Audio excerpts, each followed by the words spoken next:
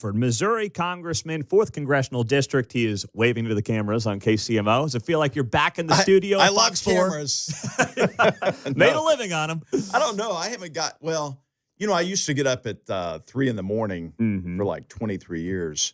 And now I've reverted to, I think, a regular sleep schedule. So I got up, I couldn't sleep last night. We're on this big tour across our district. We were out yesterday for 2 days. We went down to Fort Leonard Wood. We're leaving again today to go to Warsaw and some other, covering 15 counties in this little trip while I'm home.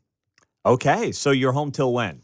Let's see. I'm home till Sunday. On Easter Sunday, we fly to Washington, and I'm going to Northern Europe with the chairman of the Armed Services Committee to go to some military bases there. And Excellent. We're going to be talking to Denmark about Greenland. Really? Yeah, I will not be negotiating to get Greenland, but we will be talking about that. Russia is very involved with their submarine fleet up there, and we have some real concerns about that. I'm no longer on the Armed Services Committee, but I am on the Appropriations Committee, and I'm heavily involved with the Armed Services still in making sure that we are rebuilding our military after Joe Biden tried to decimate it. So are you laying the foundation for further conversations on Greenland? I'm going to let the chairman of the Armed Services do that. Okay. When I go on these congressional delegation trips, I'm usually last to. These are so weird. No one told me, and I didn't know we were going to talk about this, but no one told, and I got to write this you brought it up. You brought it up. But no one told me how these congressional delegation trips work. So last October, I went with the chairman of the Appropriations Committee to the Middle East. We went to Jordan, Saudi Arabia, Egypt. We flew in the still of the night in a C-130 into Israel, and were picked up in an armored van to go meet the Prime Minister Netanyahu. But when you go in there, the senior member, the chairman, typically, they will have a conversation with the lead, whether it's a prime minister or a defense minister. And then they go down the line, and you get a question to ask. I got to even ask one of King Abdullah. We had lunch with him in Jordan. But usually the most junior member, and that would be me, asks the last question. Well, all the good questions are gone. Yeah. After you get down to 5 or 6 people. But it's still very interesting, and it's very, I don't know, it's surreal. I'm sitting here with these world leaders, this former smart aleck on the Fox News station here in Kansas City, and now I'm asking these pertinent questions about the future of our world and how we're going to maneuver through this mess that Joe Biden left us. It's amazing. That's the American dream. Mark Alford is here on KCMO. So take me through, the IRS protest. We were just talking about them to start the show here in Kansas City. It is unbelievable the way the media is covering it and the way that there are these fits being thrown on street corners on tax day, which to me is not the day to try to garner sympathy from the public. It's crazy. And here's what's crazier, Pete. When this first came out, late February and March, and these organized disruptors really raided my little small intimate coffee I was supposed to be having with my constituents in Belton, and they were shouting and they wouldn't let me answer the questions they wanted answered. They were saying, it's 1,000 people laid. We have 1,000 people laid off at the IRS center. And I think what do they employ, like 3,000, something like that. So now it's down to less than 100. Do you hear the media really making that point? Did you hear that in any of the points yesterday in the media? No. They're not correcting the record, as we say in Congress. We need to correct the record. Let's deal with facts and truth. Look, as I told the people in Belton that were there, and I understand people who, get laid off. I worked for Fox 4 for 23 years. We had 4 different owners. Every time a new owner came in, there were layoffs. You just talked about that in the radio business. It happens in real life, all right? I don't like to see anyone laid off, but just because you're a government employee doesn't mean that's a job for life. And they really berated me at the very end when I stood there and took their questions for an hour and a half. When I wanted to leave them with a little hope, I said, look, guys, this is not the end of your story. God has a plan and purpose for your life. You're not a victim, you're a victor, and you are going to come out better with a better paying job. I'm confident of that. And they're like, we don't need your God. It was almost demonic. I was going to say, you said the 3-letter word they do not want to hear. Oh, my goodness. The government is God, right? In their eyes. Exactly. In many of their eyes, unfortunately. But anyway, yeah, on the days that we pay taxes, it's not probably a good idea to try to garner sympathy by actually not being in there doing your job and out on the sidewalk. It reminds me a couple of years ago when I was doing the news, and they would have these protests on McDonald's. The SEIU organized these protests, right? Yeah. The owners of these local McDonald's are making, what, a 4% margin? Not a lot of money, but everyone wanted a $15 an hour minimum wage. And so the SEIU would grab employees, take them out of service for the noon lunch hour and have them on the street corner. Well, that's not a good way to keep your job if you want to make more money in a particular job. The way to succeed in business is to make yourself indispensable. Mm-hmm. Work harder than anyone else, show up first, leave last. That's the American way. And to try to justify your job through other means, I don't think employers really are appreciative of that. It doesn't work in the business that you're in and the business that I used to be in. Not at all. Mark Alford, Missouri Congressman, is here on KCMO. So where are we at, Congressman, on the, as it's been dubbed for months now, the big, beautiful bill? The big, beautiful bill. Oh, man, I can't wait. Inside story, we were in conference last week. We have a Republican conference meeting every week when we get back to Washington. And Mike Johnson, our speaker, says Trump actually wants, when this bill comes out on the floor, he wants to actually call it the big, beautiful bill. Oh, my goodness. I don't know if anyone else knows it. He did that with the Tax Cuts and Jobs Act, though. Back in 2017, they were going to call it something real formal. And he says, what is this bill about? I said, it's about cutting taxes and adding jobs. He said, well, let's call it the Tax Cuts and Jobs Act. Well, that's perfect. That's where he just gets That's the common sense that President Trump brings to the table and that I love. He's cutting through the BS. So the reconciliation process that we're going to go through now, this is a little bit wonky. I'll take just a few minutes to explain it. To do something as big as the Tax Cuts and Jobs Act, to renew that after 5 years, it's going to expire at the end of the year. The tax rate of 24% is going to go up to 28%. For the average family, it's going to mean an increase of about $2,000 in a tax increase. The Democrats lie and say it's about billionaires and millionaires. It's not. It's about small business owners in Kansas City and my district in rural Missouri who are going to have a tax increase from 21% to over 35%. It's going to put a lot of businesses out of business. So in order to get this passed, we have to do it through a reconciliation process where you don't need a supermajority in the U.S. Senate of 60 votes to prevent a filibuster. You can do it with 51 votes. The Senate parliamentarian decides what can fit in that bill. It has to be budgetary. It cannot include Social Security, Medicare, and Medicaid. What we can do, though, is find savings through these programs, and what we're going to do. And one example in Medicaid is that if you get on Medicaid, the state or federal government doesn't look at your case for another year. But if you become eligible, say you were ill, got on Medicaid, couldn't work, and then maybe you get better and should be working or should be out looking for a job, there are going to be work requirements.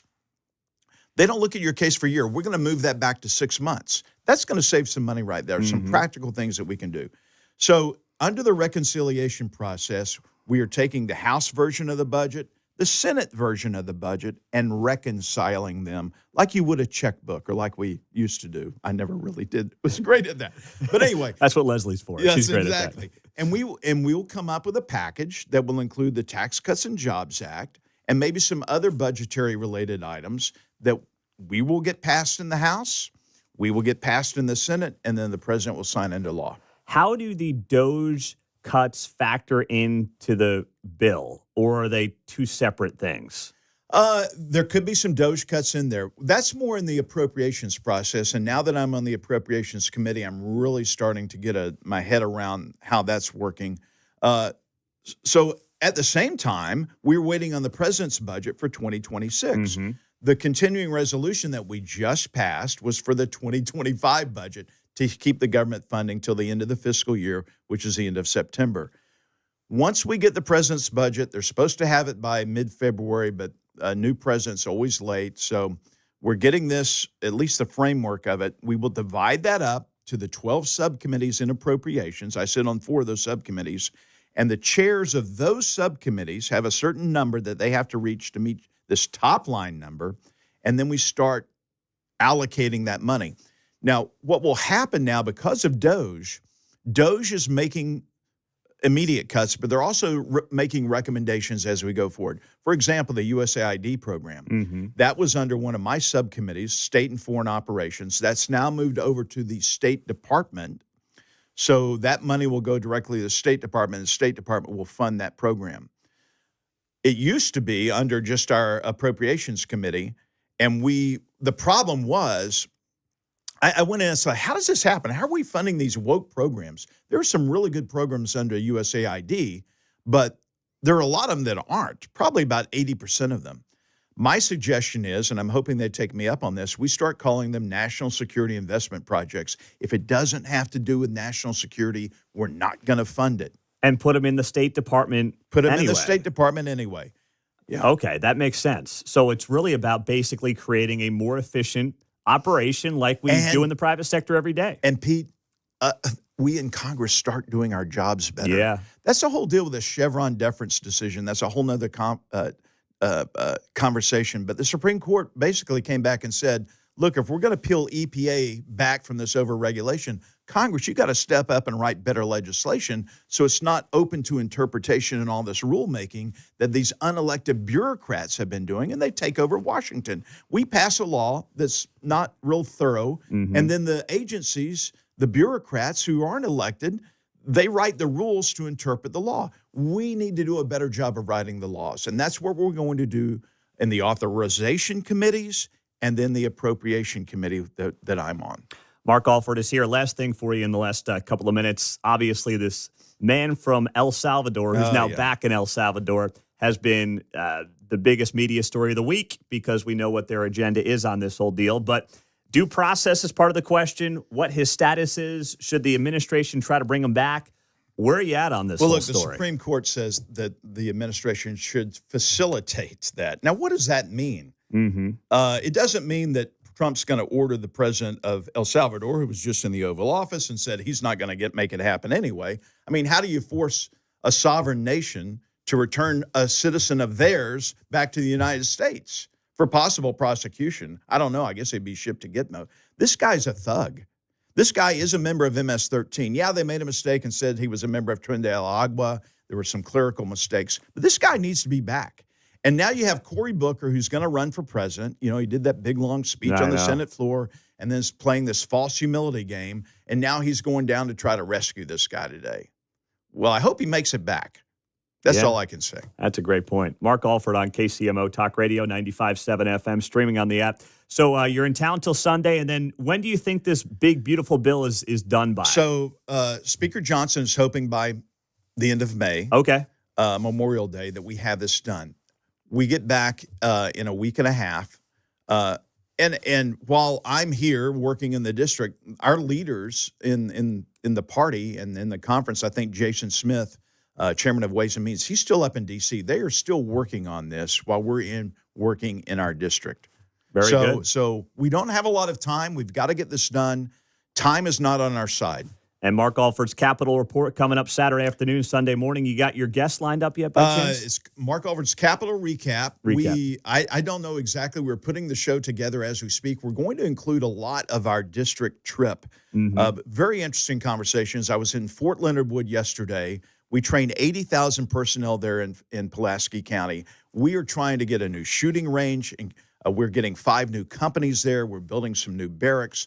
But there are some things that are very centric to that region economically that we need to make sure that base does not end up on the base realignment and closure list.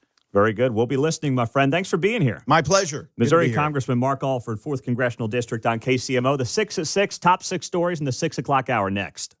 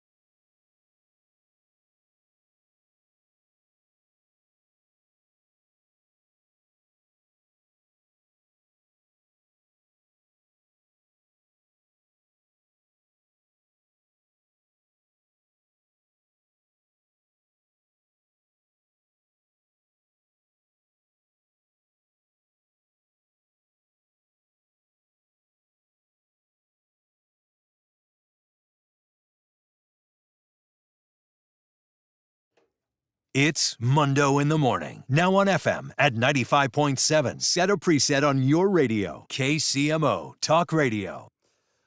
Great job by Mark Alford just now on KCMO Talk Radio. Always appreciate him coming into studio and joining us. And now it's that time of the morning. It's time for the 6 at 6 on 95.7 KCMO Talk Radio.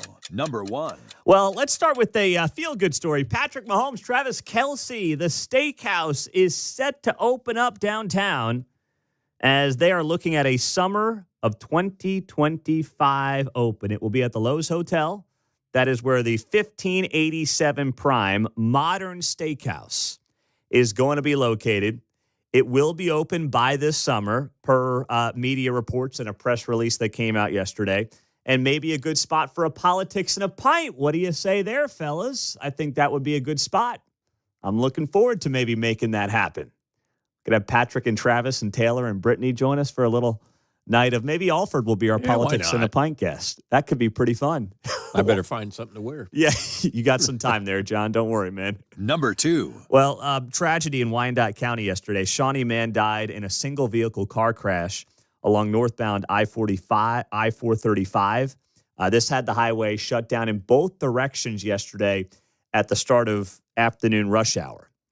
And this happened at about 1:15. The driver, identified as 21-year-old Jacob Rhodes, was pronounced dead at the scene. It took 3 hours for 435 to open up in that part of town yesterday. Number 3.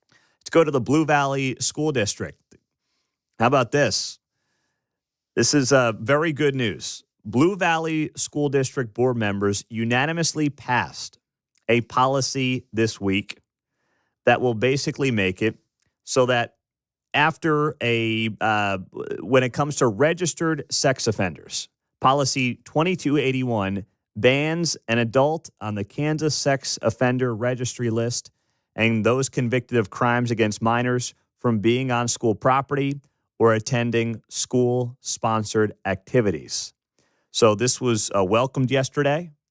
It has gotten certainly plenty of attention. They tried to do something like this at the state legislative level, and it didn't quite come to fruition. So this was handled then locally by the Blue Valley School District, and the board members passing this unanimously. Number 4. Number 4 for the 6 at 6 this morning, what happened down in Dallas. Initial reports were much worse than what it turned out to be. A shooting at a Dallas high school injured 4 students who were taken to the hospital. This was at Wilmer Hutchins High School in South Dallas. So the initial reports turned this out to be, thankfully this wasn't it, but a mass casualty event. And thankfully, that was not the case. But you had 4 students who were injured yesterday. You know, I was listening to some other local media talk about this yesterday afternoon on my drive home. And it's like there was some level of disappointment that this wasn't what was initially reported. Like, oh, this is still, I mean, yes, it's really bad. We don't know what happened, but can we just, maybe celebrate's the wrong word, but breathe a sigh of relief that it was not what a lot of people thought it initially was. Thank goodness for that. And that's something that we should all be able to appreciate and rally around. Number 5. Well, speaking of rallies, Yankees rallied last night and took down the Royals, winning Game 2 of that series after taking the first game earlier in the week. Yankees beat the Royals in New York 4-2. Royals had themselves a 2-0 lead. Bullpen could not hang on last night. My gosh. Now, this team can't get the bats going. That's been a problem all season long, but they fall to 8-10. They are 2-6 on the road so far this season, and the series continues tonight. 6:05 first pitch in New York, and then they are off to Detroit for a 4-game series before coming home next Tuesday to take on the Colorado Rockies. Number 6. And last, Joe Biden's back. First speech yesterday since he left office. And you know what? He made it well worth all of our time because he was in full form yesterday, like when he said this. And I'd never seen hardly any black people in Scranton at the time I was only going in 4th grade. And I remember seeing the kids going by at the time called colored kids on a bus.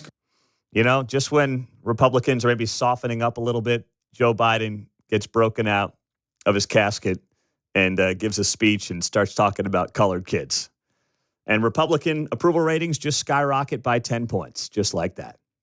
Coming up, this man from El Salvador has become the media love story of the moment. Why? We'll get to it next.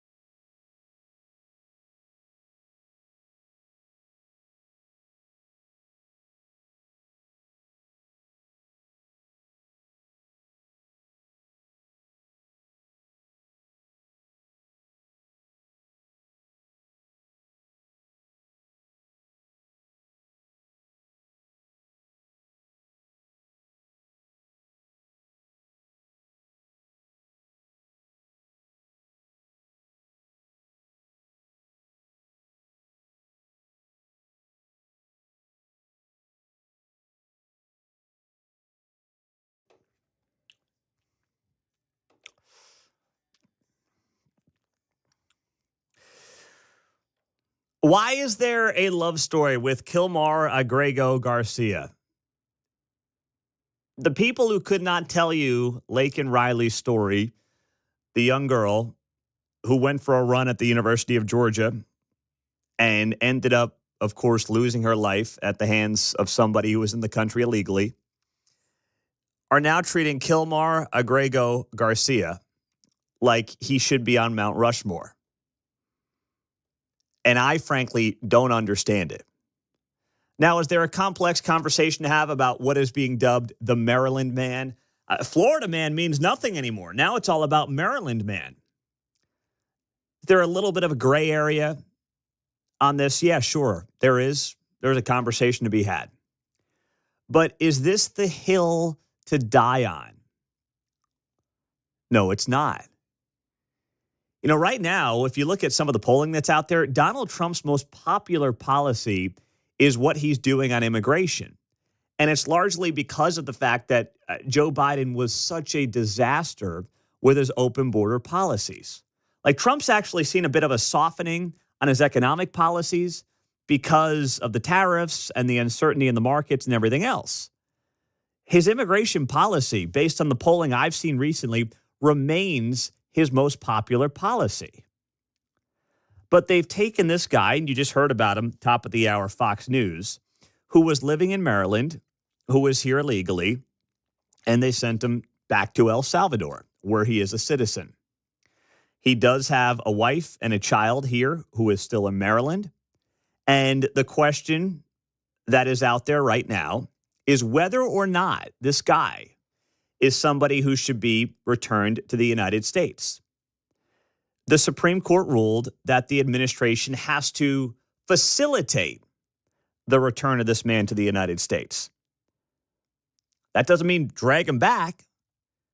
How do you drag somebody back who's not one of your citizens, who is back in the country where he is a citizen? How do you define facilitate? What does that look like? And you don't have to take my word for it. I will play Paula Reed. She is CNN's chief legal analyst, saying this notion that the Trump administration is defying the Supreme Court is simply not true. Are they just ignoring a U.S. Supreme Court ruling, or is the fact that the ruling was so mushy, in your words, giving him an opening? It's a technical term I learned in law school, Jake. Mushy, look, they're working within the ambiguity that the Supreme Court justices gave them. They did not order the administration to return him to the United States. They said that they need to facilitate this return. They could have said, we order him returned, but they didn't do that. So you heard the Attorney General. She was being very careful in the Oval Office. When she was asked, would you help? She says, of course we'd provide a plane, right? Thereby facilitating whatever El Salvador is doing. The Supreme Court appeared to defer to the executive branch, given that this is an international matter. And you see, yes, it does look a little bit like a semantic game, but they are playing within the bounds of what the Supreme Court ruled. So no, they are not defying this order. They are not defying this order. That's Paula Reed, CNN's chief legal analyst, with Jake Tapper, saying they're not defying the order. Now, can you have sympathy for somebody, and especially their family, right, in a situation like this? You've got children now who don't have their father. I mean, you can absolutely, the human side of you can have that feeling and that opinion, but then you have to be able to strip out the emotions away from the facts of the case and say, okay, was there actually a violation here? Can you separate the emotion from the facts? But of course, when you're talking about MSNBC and many in legacy media on this front, they're not interested in doing that. That's not part of the game that they want to be playing right now. In the battle between liberals and conservatives, and I won't say Republicans, Democrats, liberals and conservatives, the liberal always likes to bring up the one exception as if that were to disprove the entire process. So that's the gameplay here. We're looking for the one exception. Well, we've got to scrap the whole thing. Well, yeah, that's a good point. When we bring it up as a conservative and say, hey, well, it's just the one guy here was like, what's such a small number? Yeah. So we need to remind them that the Maryland man is such a small number. It's one man that they have put on a pedestal, right? That's what they've done with this guy. They have propped him up on a pedestal, despite the fact that you do have district courts prior to all this who said he had ties to MS-13, one of the many gangs that have been running rampant in especially urban cities on the East Coast and the West Coast. Now, is there a due process element of this that makes people uneasy and even makes me a little uneasy? Yeah, sure. I will absolutely concede that. I get it. That's one part of this I do understand. But it's amazing that when it comes to the idea of due process, boy, the people who are most outraged right now about due process for someone who is not a citizen certainly didn't feel that way when you talk about some of the accusations and prominent cases that have been out there over the years. I don't know, Brett Kavanaugh comes to mind. Guy's sitting on the Supreme Court right now. And it was like, no, you got to take this crazy lady at her word on something that happened 35 years ago. And if you don't believe her, well, you're an awful person and, you don't believe all women. During the COVID times, did anyone care about due process during that time frame? Or was that just kind of like, do what we tell you to do? And if you don't do what we tell you to do, you're trying to kill grandma. Was there due process in that? Not so much. So you tell me. It's amazing how suddenly the concern of due process is something that for a lot of these folks is a new concept to them. 913-408-7957. And that's the hypocrisy that is just really, really bothering me over the last week or so on this front. And I can't get it out of my head. 913-408-7957. That's our text line and our studio line on KCMO Talk Radio, 95.7 FM, and streaming on the KCMO Talk Radio app. Let's go to Oak Grove. Derek, good morning. You're on KCMO. Hey, I was just wondering if you had evidence that the people on the planes to El Salvador had a criminal history. The people on the plane to El Salvador had a criminal history. Yeah, are they violent criminals? That's who they said they're going to be deporting, right? Yes. Well, that's part of it. They were the first ones to go. But no, not necessarily. They didn't say only violent criminals were going to be deported. That's not true. So are they showing evidence that those people have a criminal history or not? Showing evidence to who? To a court, to the American people. Do you want personal evidence in Oak Grove, or I'm just trying to get a handle on what you're looking for exactly. Well, you can look up criminal proceedings, yes. So, or like for the Maryland man, he's accused of being an MS-13. Do you know the specifics of that? Because I know a little bit about that. Oh, well, why don't you share that? But yes, a couple of district courts, obviously, and judges had said that they believed there were MS-13 gang ties. The cop that was like the informant on that, is he still a cop or is he in some trouble? So you're saying now the cop in the case from several years ago, because he may have a credibility issue. Why don't you tell me what the evidence is in this case? Derek, I'm just going based off of what district court judges have said. I mean, if you want to share something else that you know, yes, I do. Please do it. There was a stay on his deportation because they were still going over the evidence. Was there not? That was the clerical error that, Stephen, I can't think of his name right now. Stephen Miller, is that it, right? He admits there was a mistake with deporting him. And then he said there was a mistake to admit there was a mistake. Okay. So what would you like to see happen? What's your plan here? Well, I don't think that we should spend $6 million to have them house people in this prison that we're not sure aren't violent criminals. Like, if we're sending people away that are just here working, they have a family and a kid, how is that a benefit to us or the economy to pay money to house that guy in prison whenever we could just actually document him and have him pay taxes? So yeah, I mean that's a fine point to make. I mean, just state your opinion and great. I mean, make the argument. That's cool. That's good, man. I think we could have done that. Thank you. I appreciate the call. Anything else you got for me? I was just so is that your opinion that they shouldn't do due process on these guys? No, I said the due process angle is the gray area of the entire thing. Right? I mean, that's what I literally said during the monologue. If there's a gray area, that's the gray area. The due process is, yes, a gray area of the entire conversation. I said it in the first 5 minutes. But what the administration is doing is trying to clean up the entire mess from the last 4 years when you had 10 to 15 million people come in. And now we've got one guy with a clerical error, as you called it, and as we know to be the case.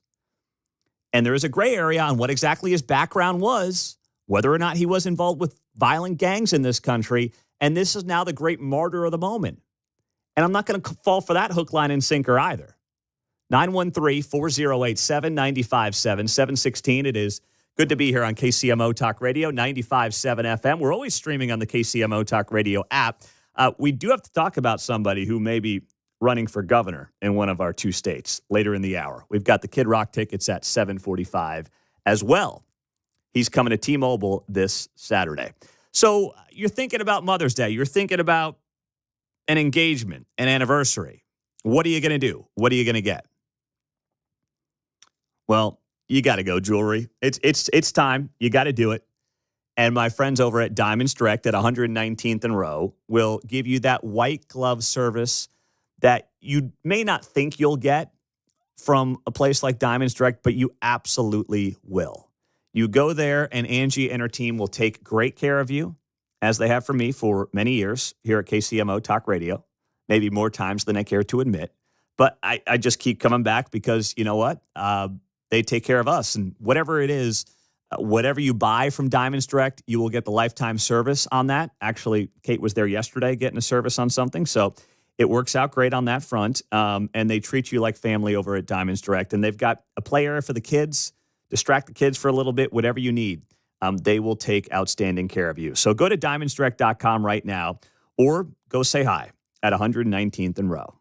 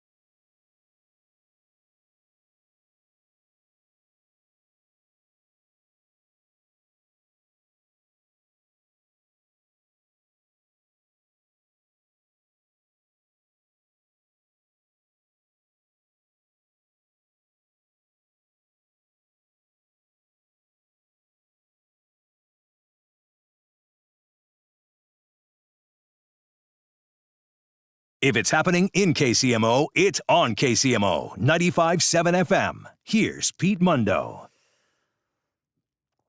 Well, we are monitoring the markets as well. We have some breaking news for you here in KCMO. The White House is saying that China,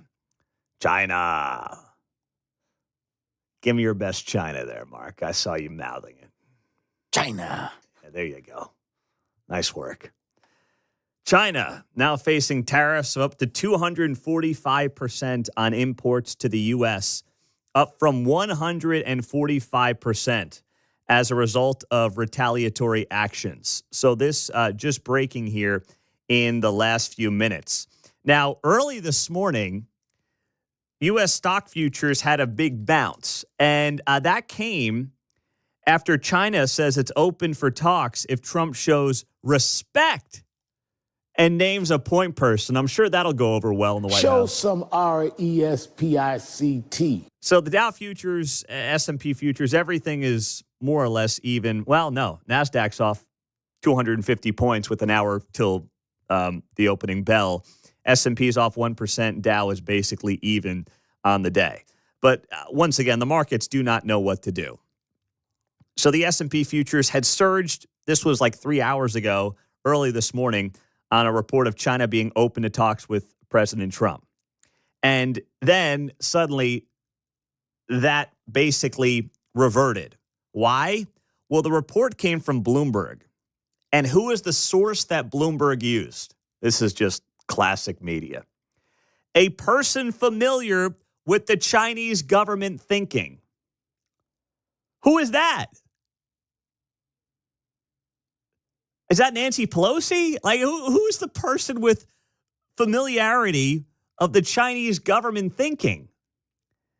Is that what's his name who was sleeping with Fang Swalwell out in California? Like, who's their source? He was sleeping with a Chinese spy as a sitting congressman.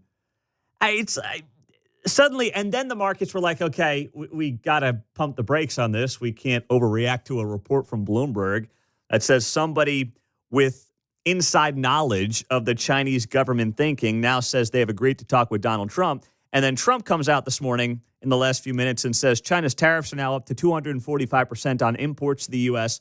as a result of their retaliatory actions. So he's not backing off. I know you're not surprised by that, but he's not backing off. And now the markets in large part do not know what to do when things open up this morning. I will say this much. Jim Cramer also putting this out, CNBC Mad Money. He put this out this morning. As I said in my painful Sunday think piece for club members, NVIDIA, one of the Magnificent Seven stocks, NVIDIA has become a meme stock, and it has to be cut back. Don't say thanks for telling me now because club members got the whole call. Well, when Jim Cramer says something is overbought and overpriced, I'm buying more of it because the guy's history is as such where he's seemingly always wrong. Oh, that's his MO at this point. The guy's wrong more than he's right. He's a great entertainer. He's good on CNBC, but his track record is not exactly impressive on a lot of his big bets and a lot of his big predictions. Coming up, who could end up running for governor in one of our two states? There's a major push on this person making this move, and we'll tell you who it is coming up next.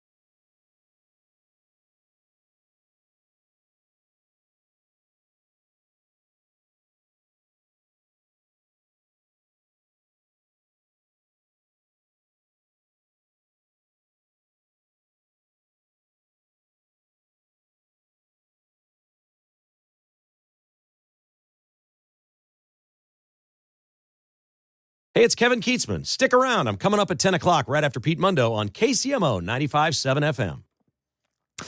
Kid Rock tickets in 10 minutes. Breaking news. The Trump administration is suing Maine over biological males in women's sports. Linda McMahon, Secretary of Education, making this announcement right now, just moments ago. So that is happening after the governor of Maine said they would not comply with President Trump's executive order banning men from women's sports. So now it will once again, like everything else seemingly today, be fought out in the courts and probably work its way up to the Supreme Court. And this, I think, is really part of the plan for Democrats moving forward. The only way they can slow down Trump is with their thug, no-name bureaucratic judges. That's all they've got.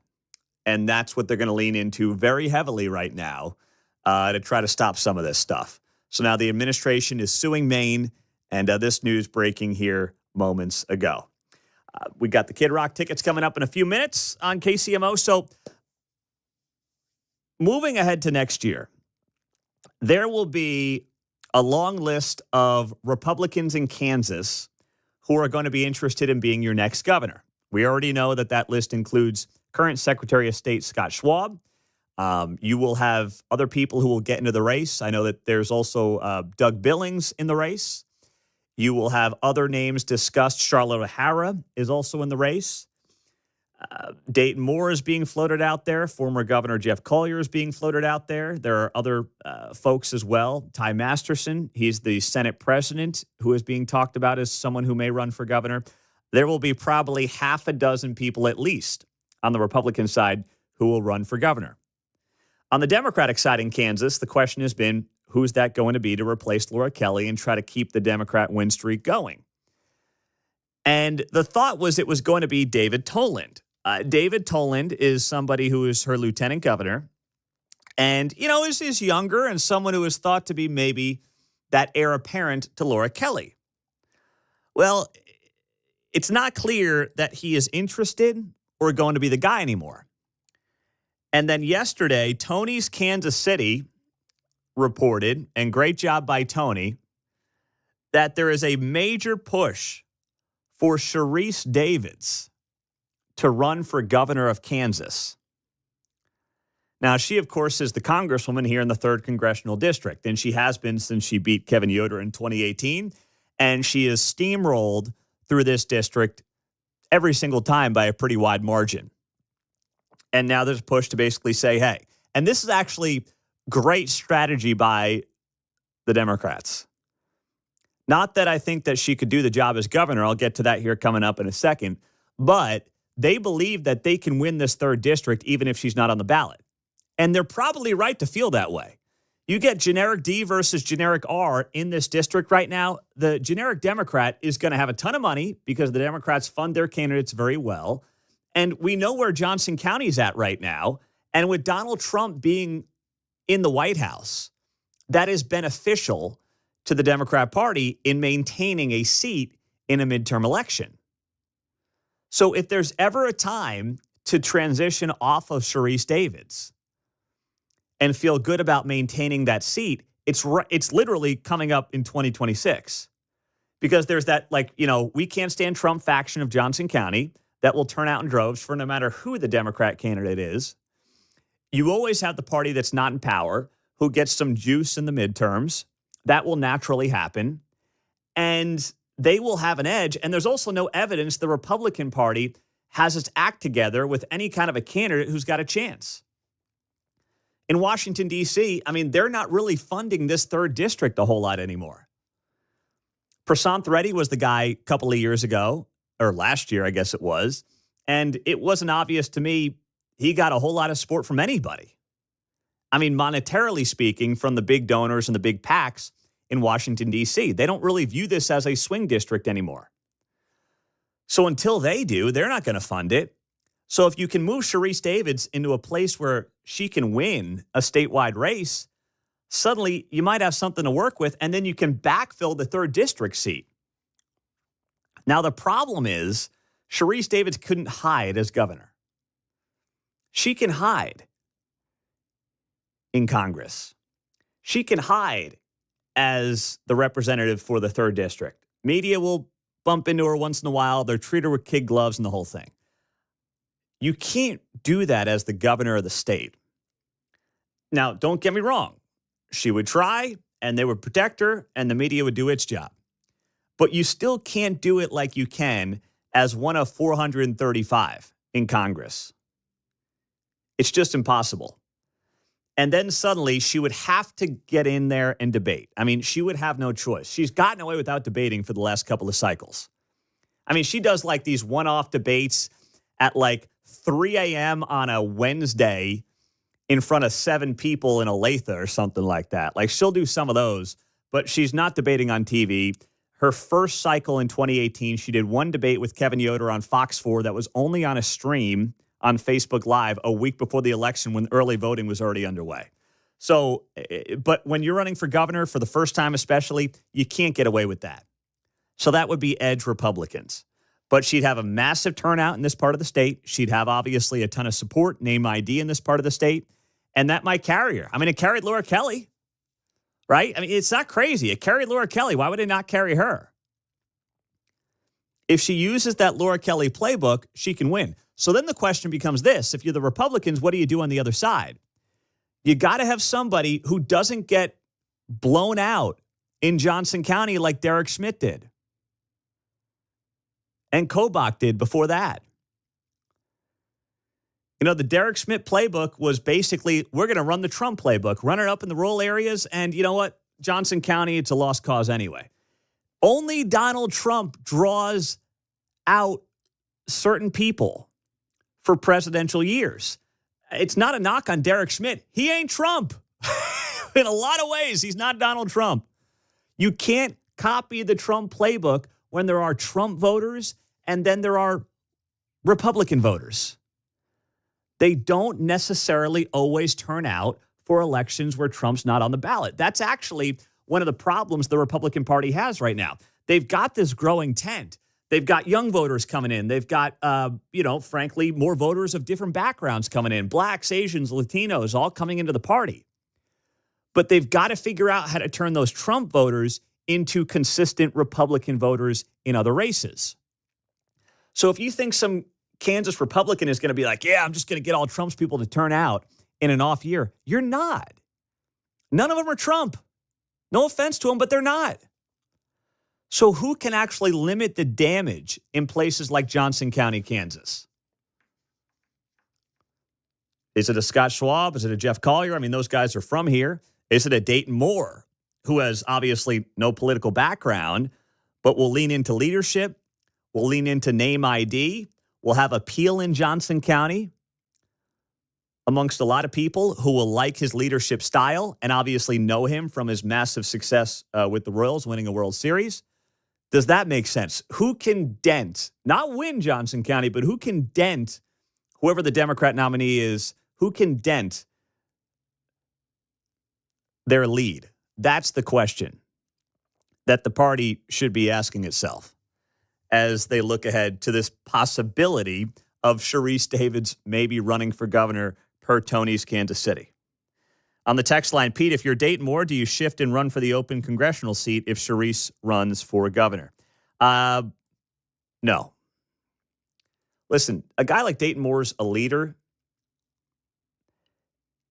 As a freshman member of Congress, I mean, look at Mark Alford. He's now a sophomore, and he's made great strides. But do you know how long it takes to become a leader in the House, working your way up through that system? It takes you potentially, I mean, Mike Johnson kind of fell into it because he was like the 7th pick to be the Speaker of the House. But for the most part, you got to spend at least 6 to 8 years, probably up to 10, to be in a place where you can lead anybody. Governors can lead the day they get elected. In Congress, you're just one of 435. You're just trying to figure the whole thing out. And I still don't see a path for a Republican in the 3rd District in 2026 when Republicans are probably going to be in a spot to lose some seats. I don't want that to happen, but that's just usually the ebbs and flows of how this stuff works in a midterm where one party has all the power. So I don't think you do that. Let's do this right now. Let's give away those tickets to see Kid Rock coming up. That is going to be happening on Saturday at T-Mobile. 7th caller right now, 913-408-7957. 913-408-7957. We'll give away the tickets. Kid Rock, Saturday, T-Mobile. Your chance right now on KCMO Talk Radio, 95.7 FM. Always streaming on the KCMO Talk Radio app. And next, well, the Royals and the Chiefs put out statements yesterday. And the most compelling part of the statement is not what they said, but what they didn't say. I'll explain it next.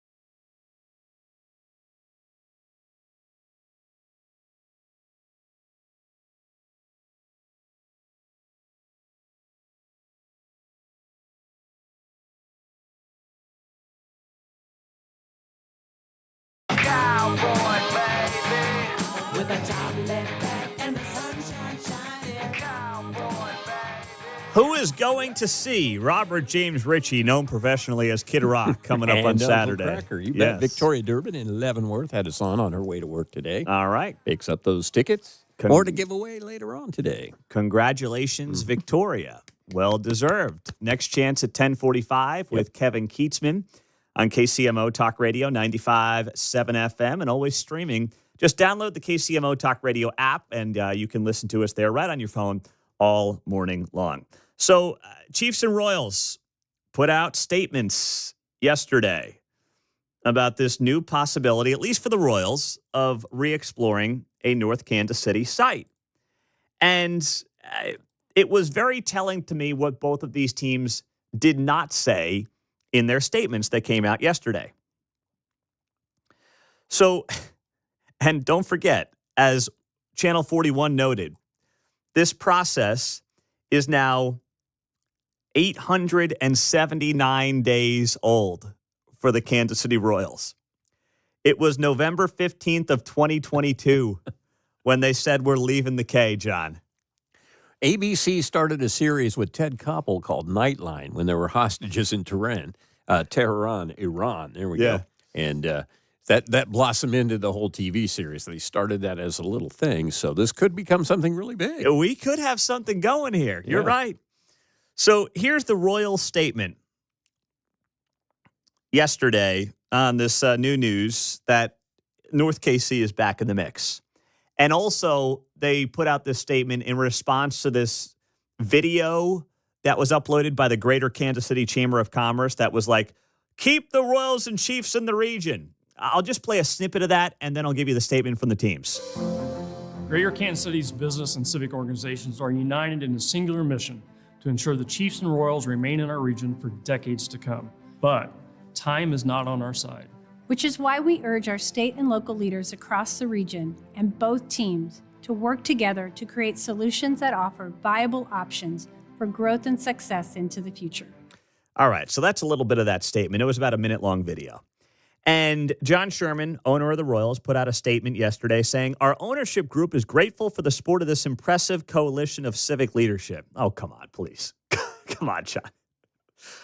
Impressive coalition of civic leadership. Most Kansas Cityans couldn't pick these people out of a lineup if they tried. If their life depended on it, they couldn't pick them out of a lineup.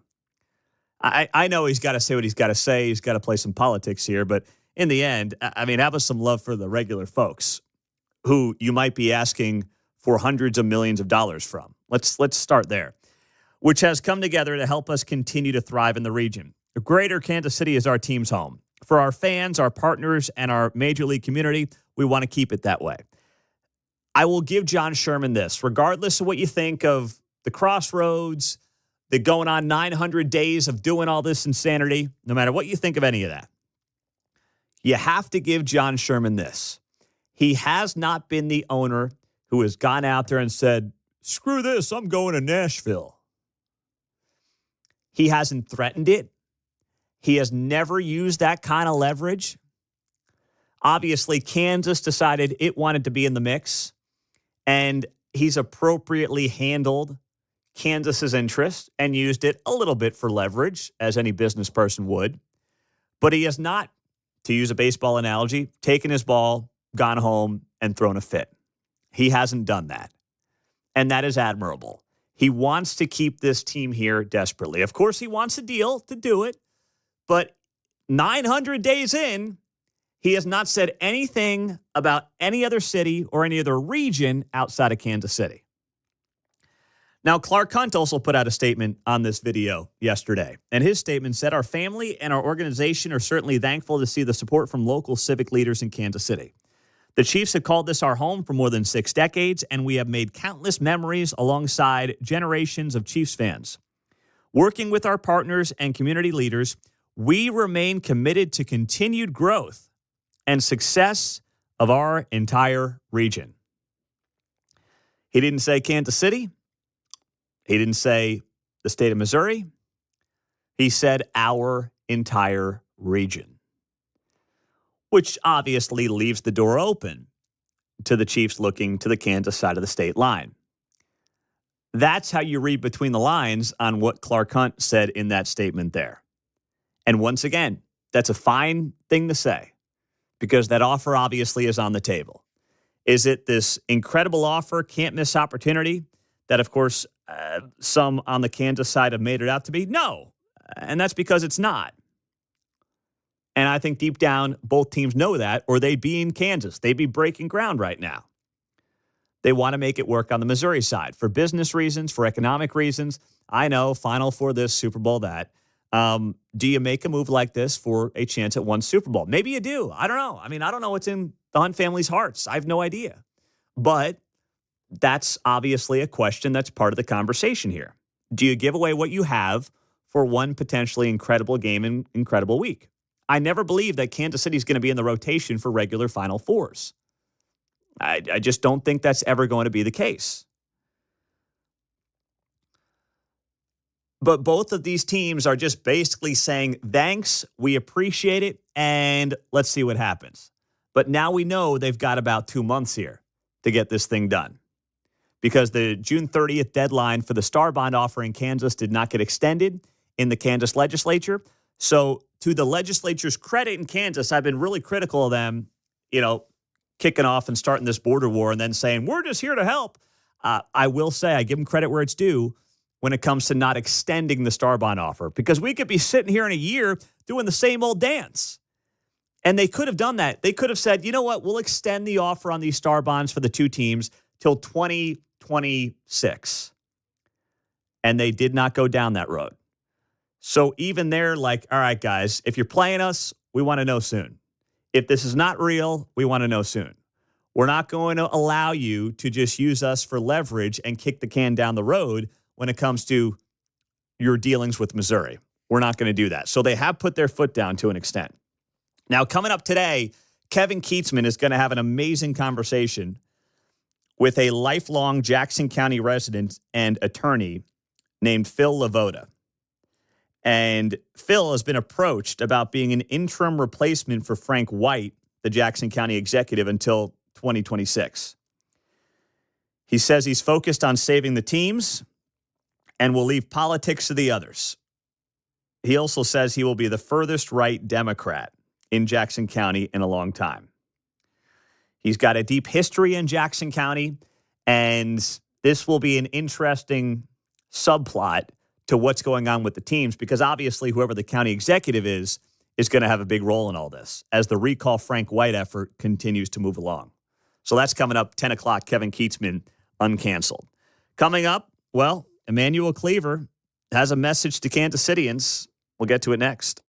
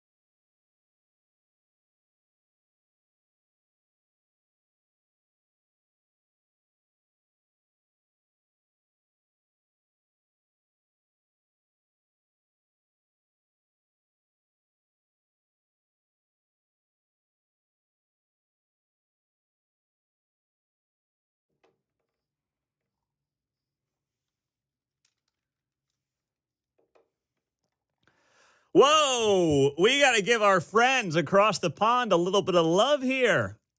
Good morning, 8:05 on a Wednesday. Glad you're joining us on KCMO Talk Radio. The UK Supreme Court, top court in Britain, ruled that only those born female can be considered women. Talk about a bombshell. Woo! Woo! How about that? Give me a good one there, Mark. Give me your best Ric Flair on a Wednesday. Woo! Oh, my gosh. I don't know if I ever thought I'd see the day. They have come to their senses. Now, I'm still glad we kicked their butts in the war, but I'll give them a little love when it's deserved. The decision today, Wednesday, by the UK Supreme Court came after a years-long legal fight over the definition of a woman in a 2010 equality law, and could have, as the Wall Street Journal writes here, far-reaching implications for the protections and freedoms given to transgender women in the UK. Yeah, women are women, men are men, not all that difficult of a concept, and even the UK understands this. Some people are waking up this morning, though, and yeah. How dare you? I know. Some people are. I know. And others are still doubling down on this. Normalize the bulge. We're not going to do that here. They won't do it in the UK. Never going to do it here. All right. Let's go to Emmanuel Cleaver, Missouri Congressman, who was on National Panhandler Radio. Defund NPR. Defund NPR. Defund NPR. See, I would actually, PBS will fund itself. PBS will get its donations when the federal government decides we're not funding this stuff anymore. Because PBS does a lot of stuff that has nothing to do with politics that a lot of people like. NPR should just go up in flames. It's not journalism, no matter what they tell you. And that's fine, but just own what you are, right? Like own your lane. Don't tell us that you're something you're not. And maybe some people like to burn their money. And you know what? More power to them. I'm not worth your Red Lobster money? No. They're not. But anyway, Cleaver goes on NPR here in town yesterday, and they wrote about this over at KCUR. Missouri residents have spoken up about how President Donald Trump's aggressive federal workforce cuts and tariffs have hurt the region. Aggressive workforce cuts? You mean the 100 people that got apparently let go? 100 people that got let go after rumors of 1,000 from the IRS here in Kansas City? Come on now. Are you kidding me? U.S. Representative Emmanuel Cleaver said there's little Democrats can do in Congress, but that protests remain a powerful tool for pushing back against the government. Now, I'm all about First Amendment, free speech, you do you, right? But it does come a point where these protests, I mean, every Monday morning, I feel like for the last 4 weeks, I've kicked off the show at 6:05 in the morning talking about how we had another protest on the plaza, and John wasn't there because he didn't have something to wear. Yeah, nothing. It's like every week we're starting the show off that way on Monday mornings. I can't keep up. I know, me neither. So there does come a point of diminishing returns here in all this, where if you're doing too much of it, you're just the boy who cried wolf. No one takes you seriously.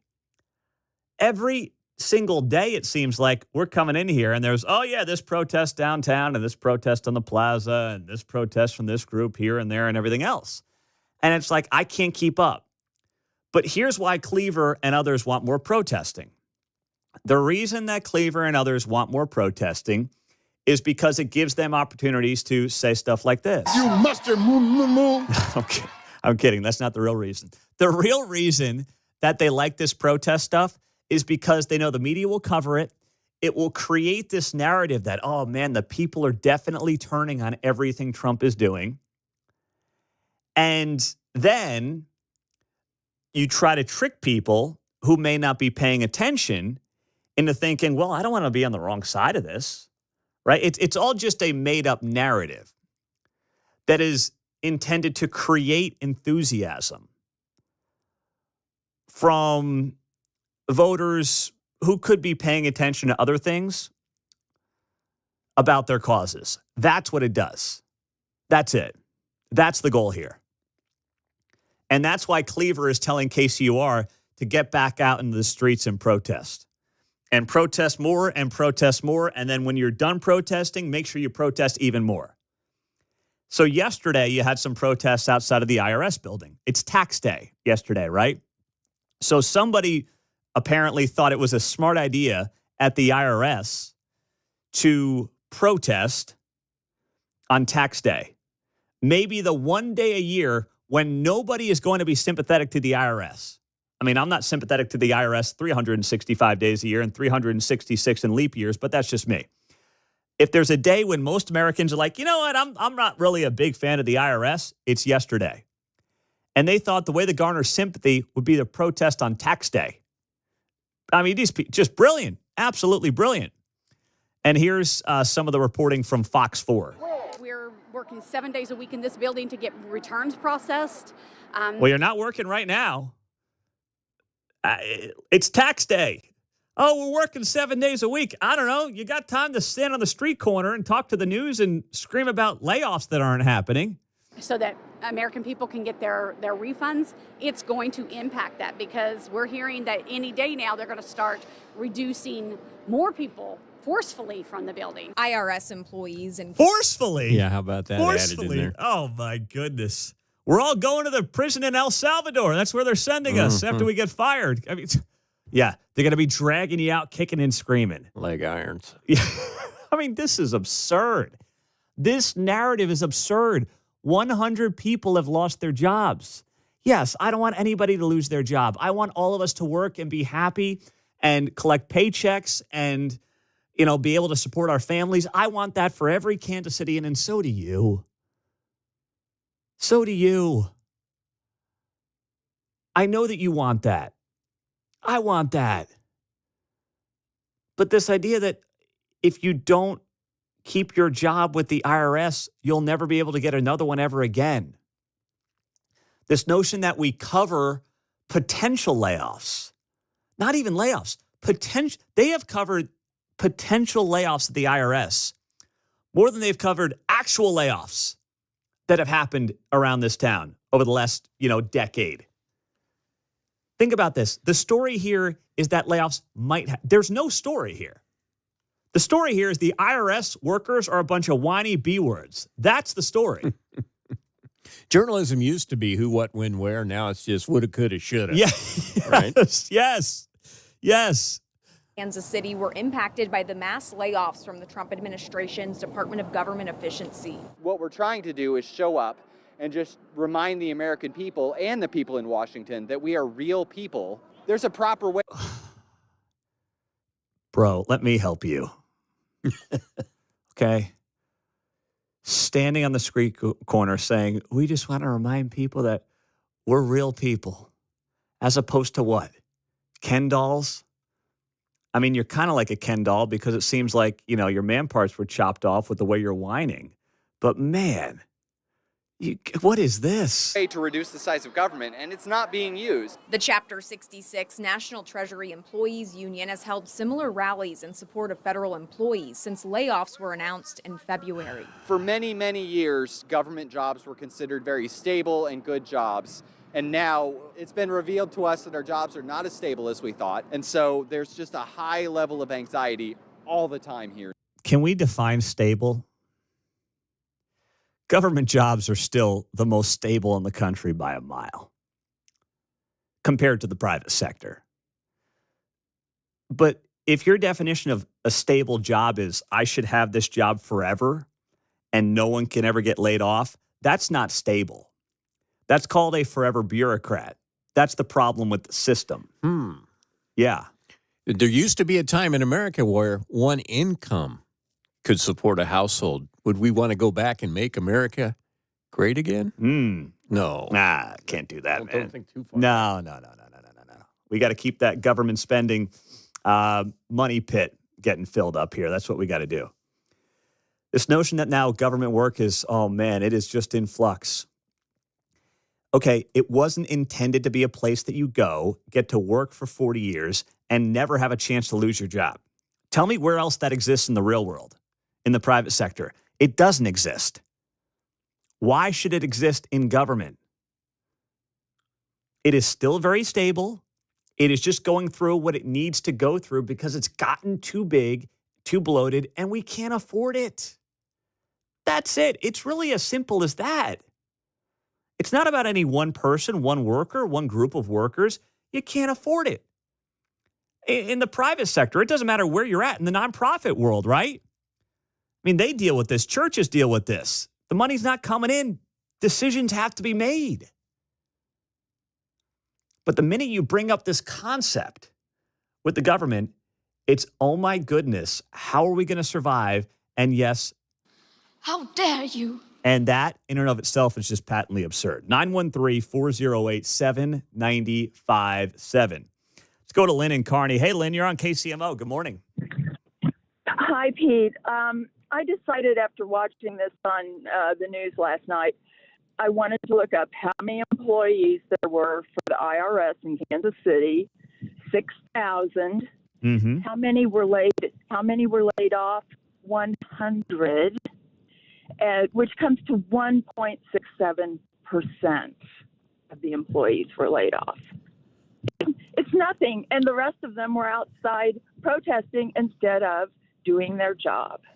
Yeah, I mean, some of us are waiting on a refund still, Yeah, well, it's just that it's a very, very small percentage. Yeah. When you listen to them, you would think 20 or 30% of them were laid off, wouldn't you? Yeah, you're right. I mean, 1.6%. Tell me you haven't experienced the real world without telling me you haven't experienced the real world. We lost 1% of our employees. If a business that was 100 people deep had one full-time person fired and a part-timer fired, nobody would bat an eye. At the federal government, it's like, oh my gosh, what are we going to do? It's a crisis. Yes. That's all I have for you. Thank you. I thought that was interesting. Excellent job. Good math there, Lynn. You're on it. I love it. And you know what? To Lynn's point, the issue is they're not whacking enough. They're not. 913-408-7957. It's 8:18. Good morning. Glad you're here on KCMO Talk Radio 95.7 FM. Streaming on the KCMO Talk Radio app as always. We got What If Wednesday coming up later this hour and David Stokes' Show Me Institute at the bottom of the hour. We'll get to your calls. And also, what does lunch tell us about the state of the economy? We'll share it coming up. All right, you're thinking about spring cleaning. You're thinking about spring tune-ups. You're thinking about the big spring project that you've got coming up. I've got one. I know you've got one. Maybe you just got out of the shower here a little bit ago, and you're thinking to yourself, I am so sick of this shower. I need a replacement. I need the new tub. Let my guys at The Plumbing Pro help you out today, all right? At The Plumbing Pro, they are offering up Pete's deal. That's $2,000 off, 12 months, same as cash, when you use them for your new tub or shower replacement. They are the local alternative to all the national tub and shower replacement guys you see on TV. 45 years, locally owned, locally operated here in Kansas City. Steve and his team have developed an incredible business over half a century, earning your trust. And now they want to earn the trust and the business of the KCMO Talk Radio listener.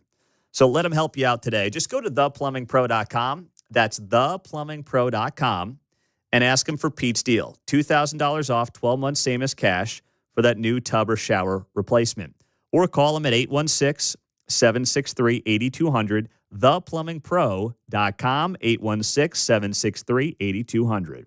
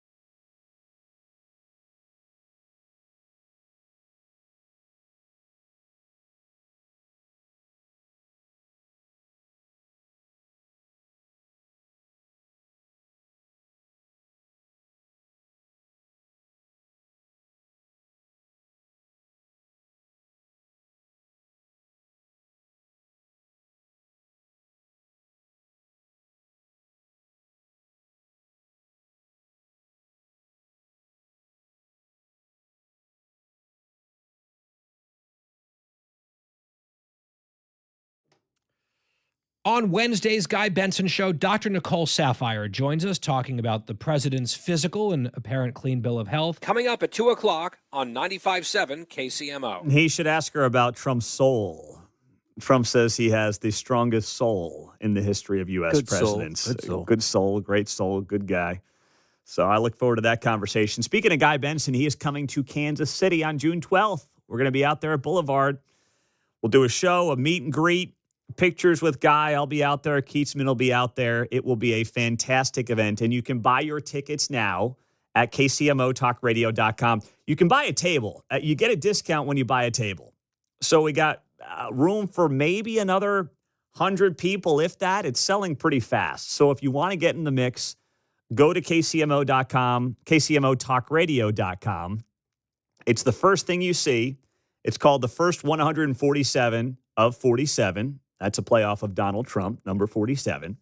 And just reach out if you want to buy a table. Easiest way to do it. But you can also buy individual tickets as well at KCMOTalkRadio.com. But if you buy the table, you do get a discount. So it's going to be a great night. If you come by yourself, you might get stuck with me over in the corner. Yeah. And trust me, that's I'll be a long over night. with the foreign exchange students. Well, you got 2 months to figure out what to wear to that one, John. Something modest but chic. I know these protests sneak up on you, so you don't know what to wear to those. I got but plenty of time. You got 2 months. You've been warned fully. It's going to be a good night. So we're looking forward to having you out there. So more people are bringing lunch to work, according to the Wall Street Journal, which is a bad economic indicator. Nationwide, the number of lunches bought from restaurants and other establishments fell by 3% over the last year. Fewer than were purchased even in 2020, at the height of the pandemic and work-from-home era. Now, that's because everybody was like, I'm going to DoorDash a $25 sandwich. So we got kind of stupid because the COVID money was flowing in. Remember that. Hey, I got a $1,400 check. I'm going to use it on DoorDash. Even Dave Ramsey's like, what are you doing? But still, it's down. Purchases of food from grocery and other stores that shoppers intend to eat at home or bring to work their lunches climbed by 1% over the last year. So this is a soft number, but it's happening. And the insinuation is when you see this, what it means is people don't feel as good about the economy and their personal financial situation. And this dovetails into something else that I saw yesterday, some concerning economic numbers that are out there in terms of how people feel about the economy. U.S. consumers' expectations about personal finances over the next year have dropped to the lowest on record. Basically, the survey questions, and it's the University of Michigan, it goes back decades, people have a very dim outlook for their personal finances right now. And the survey shows growing uncertainty about policy, the economy, and the markets. Now, you can sit here like I am, or like many of you listening right now, and firmly believe, there is no doubt in my mind, I don't second guess it for a second, that the administration is doing the right thing, especially when it comes to cutting a ton of government spending and, yes, making the government far more efficient. That will help the economy and help the private sector in the long term and the short term. And the private sector is what you need to fund the public sector. I also can sit here and say, you know what? I'm going to look at these tariffs and look at the game Trump is playing right now, especially with China, and say, I'm all in. I'm all in. I got his back on this. We understand what he's doing. Resetting the global trade scene is really important, especially with China. And I totally support it. But remember during the Biden years, when Biden was like, everything's great. People don't realize how good they've got it. And Americans were like, no, I'm not feeling that. And here's the evidence and the polling to back it up. You don't want to get caught in this place where people don't have hope and they're not feeling good about their situation. You got to give them a reason to be optimistic and feel optimistic. And you know the media is going to do you no favors. So that's where you have to go out there. And I think you've got a message on this stuff, on the why, the plans. Not that you got to show out the whole playbook, but if Americans aren't feeling good about their situation right now, you got to give them a reason to feel good and say, don't worry, here's the plan. The plan is on track. We're going to make it. We're going to get there. Hang with us. And here's why. And there's not a lot of that going on right now. So if I could change one thing, that would be at the top of the list. Giving people hope. And don't let them buy into what the media is selling. News in a minute. We're back with David Stokes on KCMO.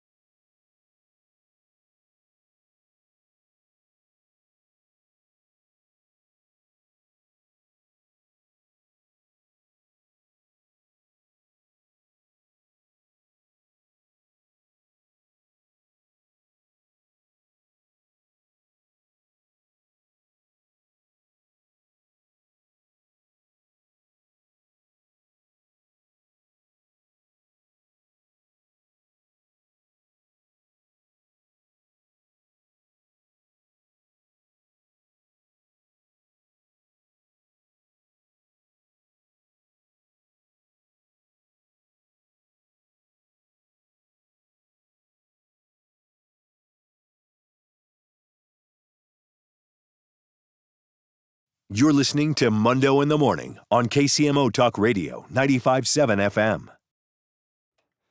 8:35, David C. Stokes of the Show Me Institute is here on KCMO. They're a Missouri-based think tank, and it is always good to have them right here on Wednesday mornings at 8:35. So let's start, David, with Kansas City, Missouri, as I think you would put it, bailing out the KCATA, the transit authority, to the tune of $46 million. What's going on there? And how absurd is it that the city, which actually was trying to push back on the KCATA budget, did ultimately cave? Well, it's a tricky call because there's good news and bad news in this one.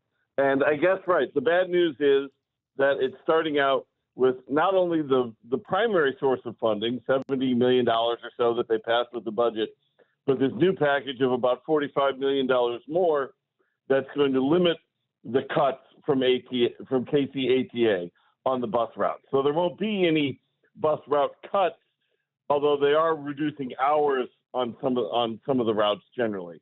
So slightly less service.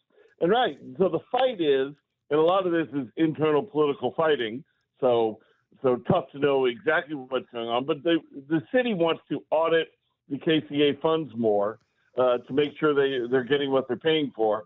And KCATA, which is at least a semi-independent agency, is resisting that, saying they're already audited for many purposes. I don't know necessarily who's in the right there, but I certainly think if Kansas City is going above and beyond the funding, meaning they're giving more than just the taxes that they collect for KCATA, that they should have some rights to get additional audits to make sure the money's well spent. So that's the discussion here. That's the decision. KCATA is getting their money this time, at least for the next year or so, and hard choices are going to be put off. Now, the good news, it's not as good as it could have been due to some exceptions, but we are seeing fares being reinstated with KCATA, at least for mini riders, and that is very good news. Free transit is bad transit. Free transit is dirty transit that people don't want to ride. So reinstituting the fares is, at least for many people, is very good news. Well, it was a failure. Here are the numbers. I mean, there are less people still riding KCATA than there were pre-COVID. They introduced free fares, and less people are riding than 5-6 years ago. So it is failed. But on top of that, with the KCATA budget, it's up almost 50% from where it was before COVID. I mean, that is insane. I don't know if other cities have someone who can basically doge something like the KCATA, the Transit Authority, but I would be curious to see how their budget's up 50% and what the heck it's being spent on, to now where the city has to kick in tens of millions of dollars in more monies. Well, I would bet that, like any company, with the inflation we saw in 2022 and 2023, and still continuing, though not nearly as high, that, it's a lot of personnel money. They're paying their people a lot more, as we saw in governments and private companies around the country. And that's just it. And so that's why it was so bad to eliminate the fares, because while that might not be a big part of the KCA budget, it's a part of the budget. It helps raise money to fund the services by the people who use the services. What's more, it gives people better service in multiple ways. The obvious one, it funds it, but crime increases on transit when you move to free transit. The homeless start using transit as mobile homeless shelters when you move to free transit. And I think the most disappointing part of reinstituting fares is that, according to at least one article I read, they're going to keep free transit for homeless people and others others using social services right now. So the problems, while it's good that they're reinstituting fares for some, the problems that free fares cause, making the entire ride less pleasant for many people, so they choose not to use it, even if they otherwise wanted to, that could well continue because they're maintaining free fares for certain populations who cause many of these problems. So that's the disappointing part. You tell me, yes or no on this correct analysis, David Stokes of the Show Me Institute. Free transit actually hurts the quality of transit for the working poor that use it, but make the woke rich people feel good about themselves. Absolutely. Thank you. I couldn't have said it better. I couldn't have said it better myself, Pete. I mean, we've got an op-ed that's hopefully being carried in the Examiner in the next week or so that talks in more detail about that. Free transit makes for worse transit. Yeah, absolutely. Free transit is an actively bad thing, and people who still use transit are like, well, I don't want to pay for it. This free transit is great. Well, it's going to be even better after you have to pay a very, very modest amount for some of this transit use. Bus fares are not high. People who use bus fares can afford to use the bus, and they will get better, more efficient, cleaner, more enjoyable services because of it. David, let me ask you about this free market guide for Missouri cities, towns, and villages that you put out. And you make the case here that Missouri cities rely too much on unstable revenue sources like sales and income taxes, and they underutilize more stable options such as property taxes and user fees. I think calling property taxes a more stable revenue source in Jackson County in particular is not going to be a popular take, but I will let you defend it, David. Well, that's true in Jackson County. But when I do the follow-up papers next year on free market policies for counties and limited government for counties, I'll certainly be talking about Jackson County assessments. But right, I think it would surprise people, Pete, to know that cities in Missouri depend on property taxes less than cities in any other state. And so we are 50th for use of property taxes to fund municipalities. Now, I want to emphasize, I'm talking cities. I'm not talking school districts and fire districts and counties and so on, but cities. And that our two largest cities, including Kansas City, obviously, rely way too much on very harmful earnings taxes, local income taxes, as your listeners know. And other cities rely too much on sales taxes. I'm not against sales taxes, and I'm not against cities using sales taxes to fund services. I just think that we want more of a three-legged stool that fits evenly between sales taxes, property taxes, and user fees. And by user fees, I mean, if you want to play golf in your local municipal golf course, you should, pay to do that. That shouldn't be funded by taxes. That should be funded by your fee to play on the golf course. And I think we need a more balanced three-legged stool to do that. And the way cities are funded with sales taxes for most cities and villages and towns is a little bit out of whack. And that's just how there's a lot of good arguments for more use of property taxes. I do talk about how, getting a little bit obscure here, but over a decade ago, Kansas City had a land tax, which is a property tax on the value of the land only. It's widely believed by economists to be one of the better taxes out there, and they got rid of it. Like, they went in the exact wrong direction, depending more and more on the earnings tax and less on getting rid of the land tax, and more so than stability. It's just the evidence that I talk about in the paper that, property taxes harm economic growth less than other taxes. And people might be surprised by that. They might not want to hear it, but it's true. More dependence on property taxes is going to be better for everybody for economic growth for your community. Well, now you're coming after those of us who like to hack it around the Muni a couple times a year, and I can't have that on the show. So we'll have to get you back another time, David Stokes. You can read the piece at showmeinstitute.org. Well done as always, my friend. Thanks for the time. Thanks, Pete. And right, I'm not against low municipal golf courses. I love them. I just think as they usually are, you should pay your amount to ride that cart and enjoy your time there, not with general taxes. I agree. The argument there. I'm with you, David. Thank you, man. Thanks, Pete. I'm not looking for any subsidies to play a crappy round of golf. No doubt about it. He's right. Coming up, What If Wednesday? 3 questions on a Wednesday morning as we approach the 9 o'clock hour. And Kevin Keatsman uncanceled at 10. He's got your next chance to win Kid Rock tickets this weekend at T-Mobile at 10:45. 5. All right.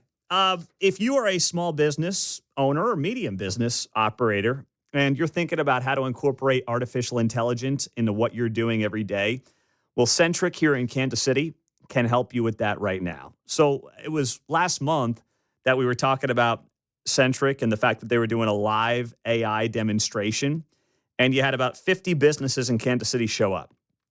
Maybe you were busy, maybe you just couldn't join, that's fine. But if you're curious about where to start with your AI journey, and if you know nothing about it, our friends at Centric here in Kansas City will make sure that you are starting the process to figure out how to incorporate AI into what you're doing every day to just assist your business, if nothing else, because it's happening and it's here, whether you want to admit that or not. So Centric's obviously been training the technology workforce in Kansas City for decades, and they know that AI is not optional anymore. It's a competitive edge that you have to take advantage of. So just start the conversation with Centric. No pressure. Meet them, talk through your biggest business challenges, and figure out how AI can help solve them today. Go to centric.com/AI for more information. That's CENTRIQ.com, centric.com/AI for more information about how AI solutions can fit into your business today.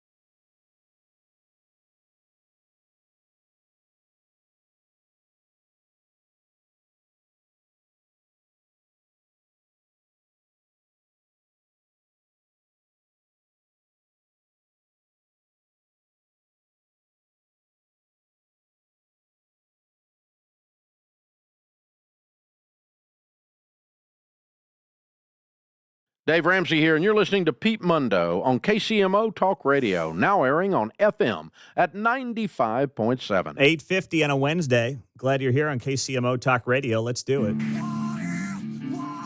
KCMO Talk Radio, now on FM at 95.7. It's time for What If Wednesday. What if, instead of having you on this radio station, there was somebody else? John, what is on the rundown, my brother? How about this one? What if North Kansas City is back in the mix for the Royals? Well, then Quentin Lucas has to be shaking in his boots right now, because North Kansas City continues to, I think, move back up the pecking order of where the Kansas City Royals are going to land. And that's just based on conversations I'm hearing out of Jeff City, where the folks down there are very much interested in the Royals looking at Clay County. And it's not just about, I mean, maybe a small part of it is petty politics with the mayor's office, but I really don't believe and have not heard that's the driver. The main driver is trying to figure out a way to not have all the onus on Kansas City and Jackson County to keep both of these teams. When it comes to, obviously, sales tax involvement, when it comes to oversight, if you can spread the wealth, so to speak, or spread the love, however you want to frame it, that brings potentially Clay County into the conversation. Clay County also is, on the Missouri side, the Northland's the fastest growing part of the city and one of the fastest growing parts of the region. So the tax base is growing rapidly up there. And the state legislature obviously acknowledges that. And if they're going to say to the Royals, hey, listen, if we're going to help you guys out here, look up North Police. What's John Sherman going to do at that point? What are the Royals going to do? Say, no, we want to be downtown. This is it. I mean, they can say that, but then the state's going to say, fine, do it on your own. Or go to Kansas, I guess, if you want. But clearly, Kansas is not all that compelling, because I firmly believe if it was, they'd be gone by now. And they're not. And ask yourself why that might be. What's next, John? What if the U.S. Supreme Court can learn from the U.K.'s Supreme Court? Something I never thought I'd hear anybody say. Well, at some point, maybe this case that just dropped in the UK Supreme Court can work its way to the U.S. Supreme Court. Because this morning, I guess it's technically this afternoon over there across the pond, Britain's top court ruled only those born female can be considered women. Yeah. Woo! How about that? Never thought I'd see them get to that before us. The decision today by the UK Supreme Court came after a years-long legal fight over the definition of a woman in a 2010 equality law. So this is a landmark judgment, writes the Wall Street Journal, that now excludes, as they say, transgender women, some of us might call them men, from the legal definition, and paves the way for tighter limits on female-only spaces and services. And that's what this is about, allowing women to actually have spaces that are exclusive to women. I know it is a really novel concept for some people. Talk about a bombshell. But as somebody who's the father of 3 daughters, I'm not going to be on the side of history that says you must share a locker room and you must share a bathroom with somebody with male genitalia.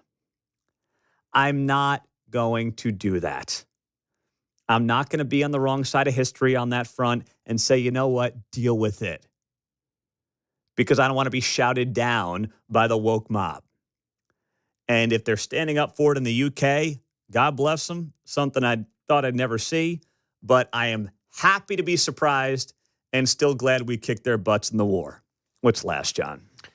What if the left cared about due process for all Americans like they do for the Maryland man? Oh, you mean the illegal immigrant? The El Salvadorian who happened to be in Maryland at the time of his deportation? Mm-hmm.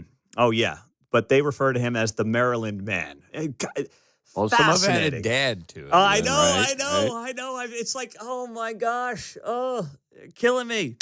So if they cared about due process for all Americans, they would not have spent like all of 2017 calling Brett Kavanaugh, who's now in the Supreme Court, a sexual predator because Christine Ford insisted that he did something inappropriate 40 years ago, but nobody has any evidence of that. They didn't care one iota about Brett Kavanaugh's due process. Not one, and that's just one example. I could find a million examples. But that one stands out to me. The people who are loudest about the due process of Maryland man, Maryland dad, who are upset that he got deported and claim that he deserves due process in this country, which you can debate because he's not technically a citizen and never was.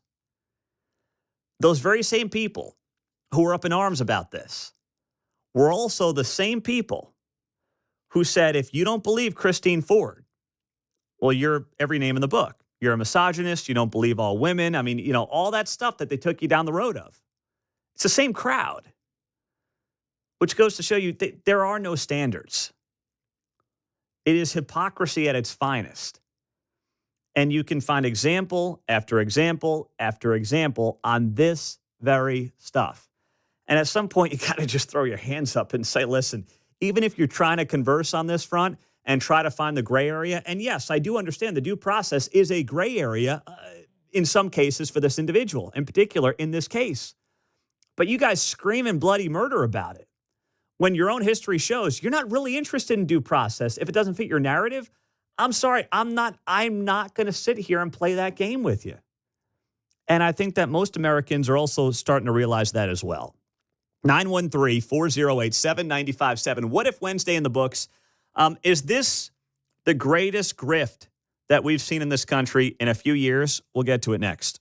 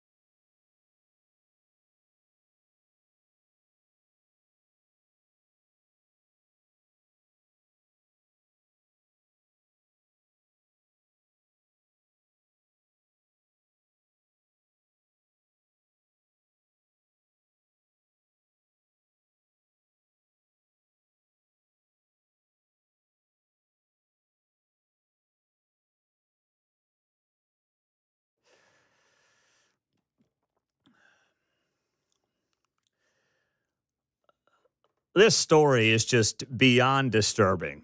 And I feel like it's not getting enough attention in any media. Maybe there's a handful of folks covering this, but this now may become the biggest grift since the BLM grift of 2020. But it's on a much more smaller and insulated scale. And it's down in Texas. If you probably have seen this story, where Carmelo Anthony, and no relation to the basketball player, Carmelo with a K, not with a C, is a young man who has been released on a $250,000 bond. The judge reduced it from $1 million and has put on a house arrest after he stabbed Austin Metcalf to death down in Texas. This was after they got into a fight over a seat at a track meet on April 2nd. So Anthony had been locked in Collin County Jail. He's been charged with first-degree murder for the alleged stabbing of Metcalf. They were both 17 years old. So Anthony allegedly told the police he was acting in self-defense, and his family claimed the narrative being spread is false, unjust, and harmful. Now, amazingly, there are people who are taking the side of Carmelo Anthony here. He is a young black man. Austin Metcalf was a young white man. So you have a racial component to this. Now, some people are trying to amplify the story because of the race involved in both men. To me, that's not the story here. The story here is how Carmelo Anthony and his family have made hundreds of thousands of dollars and are apparently spending that money very frivolously over the last couple of weeks. There is a give, send, go where people can send fundraising dollars for their legal fees. When the overwhelming evidence thus far, and I know it hasn't gone to trial, we don't want to jump to conclusions, is that Carmelo Anthony wildly overreacted and killed a fellow track athlete at this meet over nothing other than arguing over who was going to sit where at the track meet. And I know all this stuff will come out in court, but you know as well as I do, if there was some overwhelming evidence, some video, something that the family could latch onto to tie this to self-defense, it'd be out there. And it does not exist right now. But as of this morning, the Give, Send, Go, which is like a GoFundMe, has raised more than $440,000 for Carmelo Anthony. And a new report as of this morning says that the family is now living in a $900,000 home in a gated community. On top of that, according to one of the folks in that community, the home, which is being rented at about $3,500 a month, has a white Suburban, a black Acura, and a third sedan in the driveway as of Tuesday. And a neighbor said the family had just bought the new ride. The resident told the outlet he got a new car. If you look at the license plate, it's got a paper tag, and it says it expires on June 4th. So, I'm not sure on the Texas laws, but you're talking about 45, 60 days with the paper tag. And there may be a new ride that has been purchased here as well. So you've got the family now fundraising off of their son, who we know did kill this young boy, Austin Metcalf. I mean, they're both kids, I guess, by the law, but they're 17 years old. They both, obviously, Carmelo Anthony is alive. Austin Metcalf is not. And you've got this situation here where this kid is now out on bond, $250,000 bond. And I can't help but look at this story and say, boy, I've seen some crazy grifts before, but this dude's family using their alleged murderer son to hit the upgrade button on the home and on the car. This is grifter Hall of Fame stuff right here with absolutely zero shame, John. There are components here like the Maryland man. As far as I know, I'm going from the origin of the story as I heard it. Carmelo Anthony was not on a track team.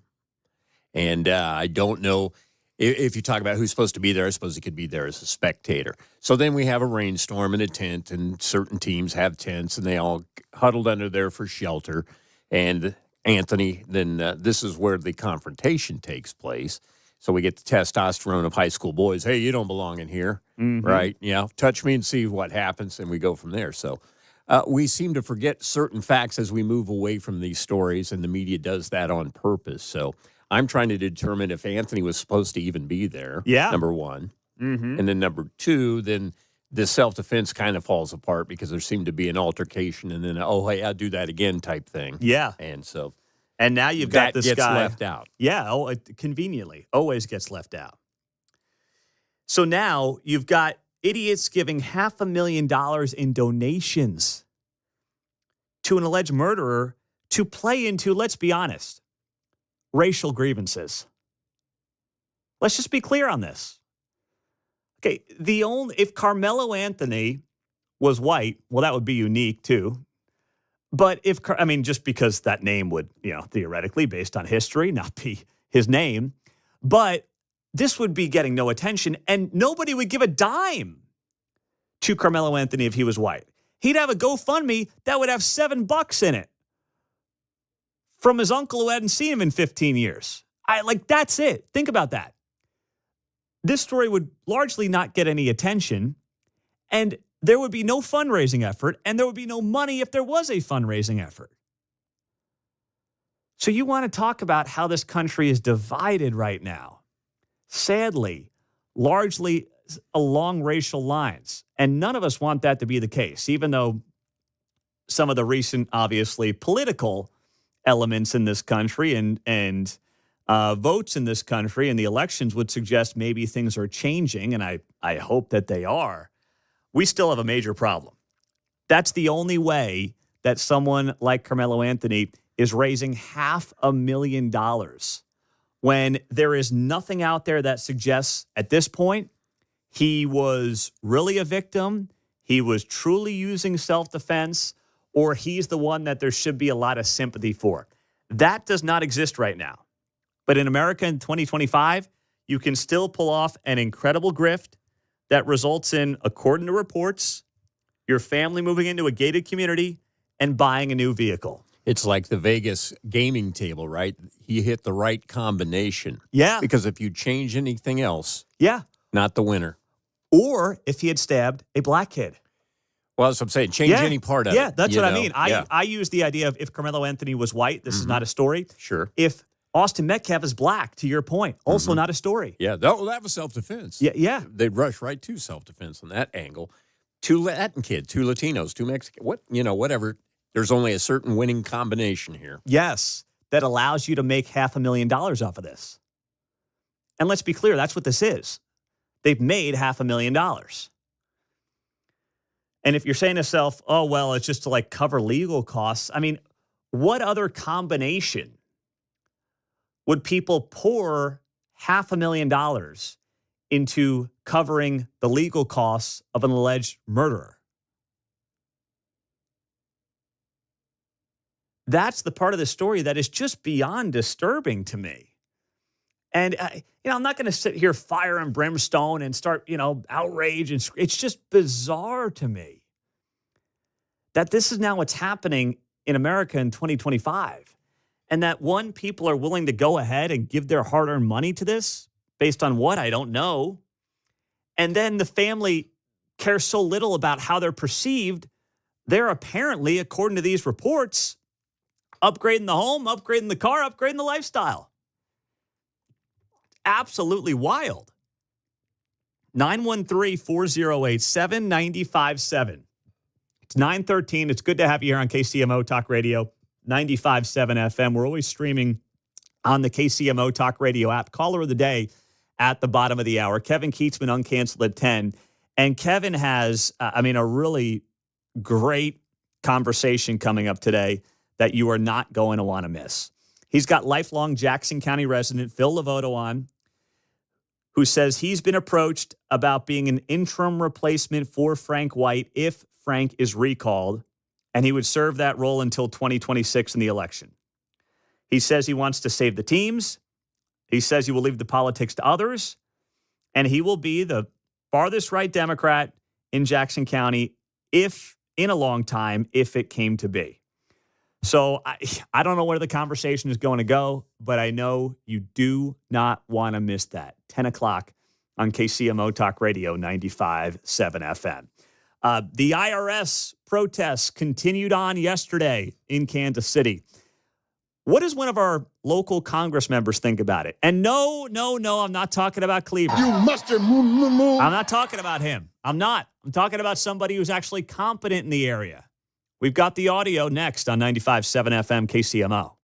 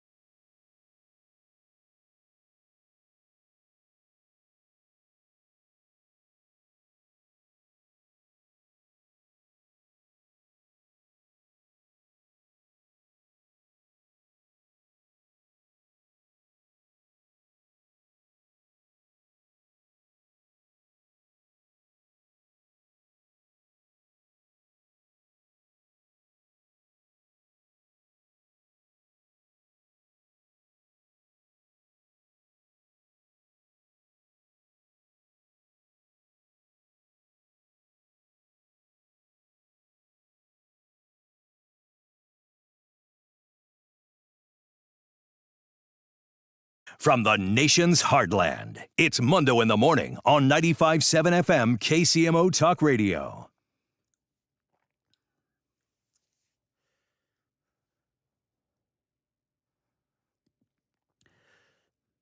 I know you're figuring that the IRS workers are actually like working on your taxes yesterday, but no, that wasn't the case. I mean, maybe some were, I'm sure most were, but there were like a dozen people outside of the IRS building in Kansas City who are protesting job losses that may end up happening, but haven't yet. Protesting really, I guess, nothing at this point outside of their own sanctimonious nature, which of course they can't get enough of. And then waiting for the media to show up and interview them and let them, sing the whole woe is me routine that they've been doing for weeks on end, despite the fact that we've had about 100 IRS workers laid off out of about 6,000 here in Kansas City. That's the numbers. Great caller. I think it was Lynn and Kearney last hour that noted that. And could you imagine 1% of your workforce, give or take, it's like 1.5% of your workforce getting reduced? So if you're at a company of 200 people, it's about 4 people, not even, 3 people getting laid off. Let's say you work at a 200-person company, 3 people get laid off. You taken to the streets? That's literally what happened. 3 people got laid off, to use the analogy, at a 200-person company, and we're supposed to have this be headline news. This is supposed to lead the 10 o'clock newscast in Kansas City if 3 people get laid off at a 200-person company, 1.5%. You might say, oh, but it's a 6,000-person operation. Okay. T-Mobile, Cerner, I mean, you go down the list. Been plenty of layoffs much larger than that. You've had the Clay Como plants, blue collar, white collar. You've seen much bigger layoffs than that. Let's be honest. But now you got 12 people on the sidewalk on tax day going nuts, and the local media is like, yes, sir, may I have another? It's exhausting. So I asked Mark Alford. He was on the show this morning very early. Mark's got a busy schedule. So he came in the studio at about 6 a.m. today, and I asked him about this IRS deal, and here's what the Missouri congressman out of the 4th Congressional District had to say. It's crazy. And here's what's crazier, Pete. When this first came out late February and March, and these organized disruptors really raided my little small intimate coffee I was supposed to be having with my constituents in Belton, and they were shouting and they wouldn't let me answer the questions they wanted answered. They were saying, oh, it's 1,000 people laid off. We have 1,000 people laid off at the IRS Center. And I think what do they employ, like 3,000, something like that. So now it's down to less than 100. Mm-hmm. Do you hear the media really making that point? Did you hear that in any of the points yesterday in the media? No. They're not correcting the record, as we say in Congress. We need to correct the record. Let's deal with facts and truth. Look, as I told the people in Belton that were there, and I understand people who, get laid off. I worked for Fox 4 for 23 years. We had 4 different owners. Every time a new owner came in, there were layoffs. You just talked about that in the radio business. It happens in real life, all right? I don't like to see anyone laid off, but just because you're a government employee doesn't mean that's a job for life. Mm-hmm. And they really berated me at the very end when I stood there and took their questions for an hour and a half. When I wanted to leave them with a little hope, I said, look, guys, this is not the end of your story. God has a plan and purpose for your life. You're not a victim, you're a victor, and you were going to come out better with a better paying job. I'm confident of that. And they're like, we don't need your God. It was almost demonic. I was going to say, you said the 3-letter word they do not want to hear. Oh, my goodness. The government is God, right? In their eyes. Exactly. In many of their eyes, unfortunately. That's Mark Alford this morning. The full conversation will be up on the podcast after the show, Apple, Spotify, wherever you get your podcasts. We break out all the interviews. You can listen back to them there on KCMO Talk Radio. So it's also on the app. You got the KCMO Talk Radio app. All the podcasts are on there as well. So Mark's right. I mean, Mark, remember, he had that big town hall a few weeks ago when people were flooding it, going nuts, screaming at him. And he said what needs to be said every day when this becomes a topic. Your life does not end. Your professional career does not end if your government employment ends. And honestly, the only way you could possibly feel that way if you're just looking to ride the gravy train anyway. You can use this as an opportunity to do something in your line of work in the private sector. If you have a skill set that is at all desirable in the private sector, you will have opportunities. And they may be, as Mark stated, not always, but may be opportunities that actually work out better for you in the long run than having stayed in that bureaucratic setting in the government. It's a sobering fact to get let go from work, but I've been through it, as I mentioned many times in this business. You've got to keep a focus on you're down because your career's stalled for the moment. You're still a dad or a mother. You're still a sister or a brother, uncle, a grandparent, etc. Your life continues on. This is a dent, but you are so much more than your job. And I think it feels kind of tough right there. You're like, oh, crap, how am I paying the rent? Yeah. Right. So that's immediate, but you have to step back, look at the bigger picture, and realize you got help. Yeah, that's a great point. And it's how I think anybody in the private sector who has been let go has to think about it from that perspective. I've thought about it. I mean, knock on wood, hasn't happened yet. I'll use the word yet because it seems like an inevitability in this business at some point. Well, we're firing almost everybody. You can't fire everybody. Yeah, so we need you're a few right. of us. Yeah, I'm kind of stuck here, I guess. Until they figure out how to AI the talk show, I'm kind of stuck here for now. You did have that first show meeting in New York where the boss ripped you, though, right? Yeah, so that's close to that feeling of, oh, man. See, he couldn't really fire me because I was a fill-in guy. It was just like, you're not getting any more shifts. So that's the closest I got to getting fired when the program what director. I'm saying is it attacks your ego and your sense of your career for the moment. You got to step back. Yes. When, John brought up the story, I'll just tell it quick for those who missed it or hadn't heard it. When I was doing my first show on WFAN in New York, I got the biggest reaming I've ever gotten from a boss who said it was the worst show in the history of WFAN sports radio, which had been on the air for about 35 years at that point. And see, I didn't think it was that bad, but what he didn't like is that I wasn't doing X's and O's on sports, like talking Yankees and Mets and Giants and Jets. I did too much culture, and that's when I said, you know what? I don't really want to do sports radio anyway. That's boring to me. I can't do 4 hours in the overnight shift talking about how the Yankees should have pulled the starting pitcher in the 6th inning instead of the 7th. I mean, kill me now. I can only take so many calls from Tony in Brooklyn about this stuff before I just want to kill myself. So I decided, you know what? It was actually the best thing to happen to me because then I said I got to kind of figure out what's next here. There you go. Here we are. I used it to your advantage. I used it to my advantage. And, I think that is something that all of us have to do. I mean, look at Keatsman. Talk about a guy who, turned a negative into a positive. There you go. He's calling his own shots, running his own business, got his own podcast, and he's doing an hour with us every day.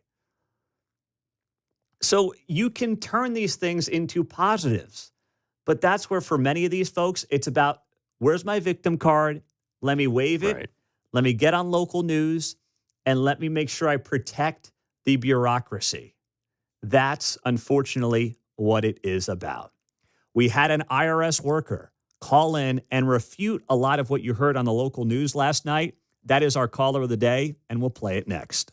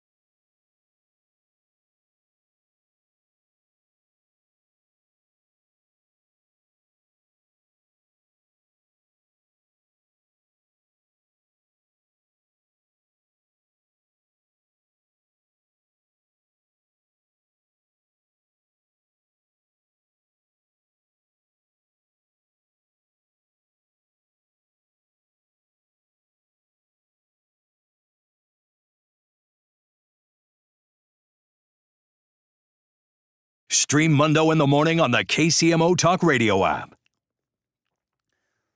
Mark's got his beeper dancing shoes on in there. Good morning, 9:34. Glad you're here on KCMO. We had a lot of great callers this morning, but the standout caller of the day refuted some of the nonsense that was being shared on nightly news last night here in Kansas City, where you had union shop representatives on the street corners telling Fox 4 and KMBC and Woke 41, we don't know what's going to happen, how many people are going to get laid off, oh, we're all going to lose our jobs, please tell our stories. And a sober caller this morning, early in the morning, checked in with us and said, you know what, it's all BS. Let's roll it.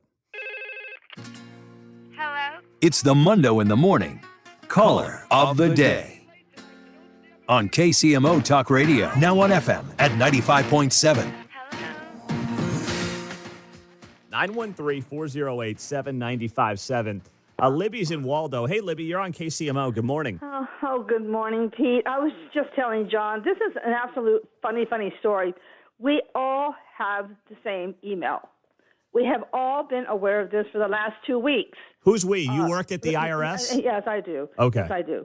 And we got it 2 weeks ago, and then we just got another reminder on Monday. And so I don't know what the NTEU is doing. I don't know what our local union is doing here, but we all know it. And if you don't have an account or an email address with us, your manager will print up and make sure that you get it in at your desk or wherever you work. It's not like we don't know what's going on.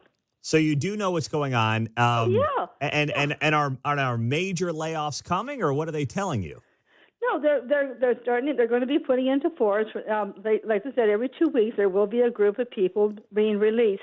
Now, myself personally, I volunteered for the other one, the DRP. That's the one that I went for. And the last day of my job is going to be May 15th. And let me tell you, it's fine with me. So you took the buyout. I did. I really did. I have to work. I have to remain working because I'm what they call a critical worker.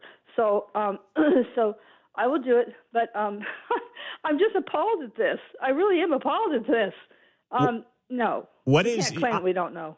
So the unions out there crying, we don't know anything. The workers say we don't know anything. That's all nonsense. That's all nonsense. They know about it. I've been getting emails. We get emails every Monday and Wednesday, and we know very full well what's going on. Who sends out the emails? Management or someone in D.C.? It would be the human capital officer. Oh, Human Resources sends out an email. Mm-hmm. Yeah, that's right. Saying they don't tell you who's getting let go. They're just saying, hey, every couple of weeks on these days, there will be some reduction in workforce. That's right. It's happening. Yep. Okay. Yep. Well, okay, have a good day. All right. Thank you very much for that. Nice job by Libby in Waldo this morning. That is a fantastic insight. But why tell that story? And that also makes me wonder, like, it's different than doing a talk show, right? If you're a news reporter, and we do this depending on the story, but a talk show is just a different beast than doing a news story. You would think that if you were doing a news story on the hysterics coming out of a portion of the IRS employee base, you would try to find the other side as well. Let me find an employee or somebody in management who can give us something that maybe has us poke a hole in the arguments that are being made by the union shop chieftains. Libby just called up KCMO. Never met her. It's not like she was a guest. She just listened and called in. Now, it says something about our audience, and we're proud of that here on 95.7 FM, but it's like not hard for us to do. Yeah, they're telling us, they're giving us emails every couple of weeks from HR saying, here's what's going to happen. Keep an eye out. This is what you got to keep an eye out for, and here's how this is going to be handled. Now, no, they're not telling people who's going to get laid off on April 30th, who's going to get laid off on May 15th. They're not doing that because guess what? No business does that. But it's not hard to figure out how to at least get another viewpoint on what's happening instead of just basically regurgitating what these union thugs want out there in local media. And that's all they're doing right now. Well, you're writing a story, but you already have your conclusion. Yes. And you're writing backwards, and you're looking for the facts that support your conclusion without, taking in any other thing. Wait a minute. The idea of being a journalist is to go out and go, okay, A, or what about B then? Well, to compare. I would take what you said, which is outstanding, and take it one step further. Their conclusion came when they decided to cover the story the way they did. Yeah. Even covering this story, it is a non-story. It was a protest from people who are worried about getting laid off. You want to go down the T-Mobile? Like, how many businesses could you cover in this city where people are worried about losing their jobs in this economic climate, right? Wow, people are afraid for their jobs. Welcome to the world, capitalism, the free market. A lot of people right now are kind of worried about their gigs for one reason or another. That's out there. But covering the story from the angle that they did, to John's point, was the decision to take the perspective on the story that they ultimately did. 913-408-7957. It's 9:40. It's good to have you here on KCMO. Let's go to Steve in KCK. What's up, Steve? Hey, P, you're making a lot of great points here. Here's the journalism angle out of this. I watched the first day, and Woke 41 kind of tipped their hand, and 4 is becoming like Woke 41. But they were interviewing people that were only working there for one day, that were probationary employees and probably people that took buyouts. If you want to do real journalism, figure out how many of those 100 were probationary employees working for one day or lifetime employees taking a buyout. I mean, there's actual journalism they could do. They just won't do it. That's a great point. It's a great point. You're absolutely right. I mean, how many of them had been there less than 90 days, barely got their email address set up, right? I mean, how much of that's going on? Pete, the guy, you can go to Woke 41 in their archives. The first day, the first protest, the only protester that would go on camera worked there one day. One day as a probationary employee. This is nuts. Well, he was just pissed he couldn't get a free lunch out of them. He was like, hey, day one, I can't get a pizza party around here. I'm already losing my job. What's going on? So this is the playbook from now on. Just tie every issue up with a local district judge and find the guy that's been there for one day and the union guys put him out on camera. This is unreal. I mean, they will not do their jobs as journalists. That's what's happening here locally and nationally. But you're making a lot of great points today, Pete. Well, we try our best as well as we can, 4 hours every day. Thank you, Stephen. Appreciate you being here on KCMO Talk Radio. That's what we try to do. Now, that was the big local story coming out of yesterday. The national story, of course, is Maryland dad, Maryland man. He's got every name in the book these days. And he is the guy who right now finds himself in a prison in El Salvador. And the media has obviously latched on to this story. District court judges over the last few years had said he had ties to the MS-13 gang. The administration deported him to an El Salvador prison. And now what's going on this morning is you've got Democratic politicians who are going to be going down to El Salvador to bring him back. No, I'm not kidding. Like Cory Booker, who's going to be running for president, is set to go down to El Salvador and bring him back. Or try to bring him back. Kilmar Abrego Garcia. That came down from Axios late yesterday afternoon. Now, obviously, this is a political stunt and nothing more. The only question or the only gray area to me is whether or not due process is something that this individual should have had in the United States and whether or not he should have been sent directly to the El Salvador prison. If you send him back to El Salvador and just say, hey, you're a citizen there, you're not here, you can't be here, there's no controversy, or there probably would be because Democrats would be up in arms about really anything on this front, but there would be no issue whatsoever or less of an issue if he was just in El Salvador. It's the fact that he's in the prison that gives them a little bit of ammunition to work with on this story. That's what gives them a little bit of ammunition. And they're obviously latching onto this thing hook, line, and sinker. So what you do have to also note, though, because the big thing that's getting talked about is whether or not the administration is defying the Supreme Court. That said, the administration had to facilitate the return of Kilmar Abrego Garcia. And I'm not going to speak to this because I'm not a legal expert. I will let CNN's chief legal analyst, Paula Reed, answer this one for me. Are they just ignoring a U.S. Supreme Court ruling, or is the fact that the ruling was so mushy, in your words, yes, giving him an opening? It's a technical term I learned in law school, Jake. Mushy, look, they're working within the ambiguity that the Supreme Court justices gave them. They did not order the administration to return him to the United States. They said that they need to facilitate this return. They could have said, we order him returned, but they didn't do that. So you heard the Attorney General. She was being very careful in the Oval Office. When she was asked, would you help? She says, of course we'd provide a plane, right? Thereby facilitating whatever El Salvador is doing. The Supreme Court appeared to defer to the executive branch, given that this is an international matter. And you see, yes, it does look a little bit like a semantic game, but they are playing within the bounds of what the Supreme Court ruled. So no, they are not defying this order. They are not defying this order. It's not Pam Bondi. It's not your favorite conservative legal mind on Fox News or Newsmax. That's CNN chief legal analyst Paula Reed. They are not defying the Supreme Court order. It's all political theater. That's what this is, political theater. Tim's up north. Hello, Tim. You're on KCMO. What's up, big guy? Hey, good morning, Mundo. I was just thinking, the whole thing to get this done is let them go down there. This group of Democrats go down there, visit the guy in prison, and shut the door behind him.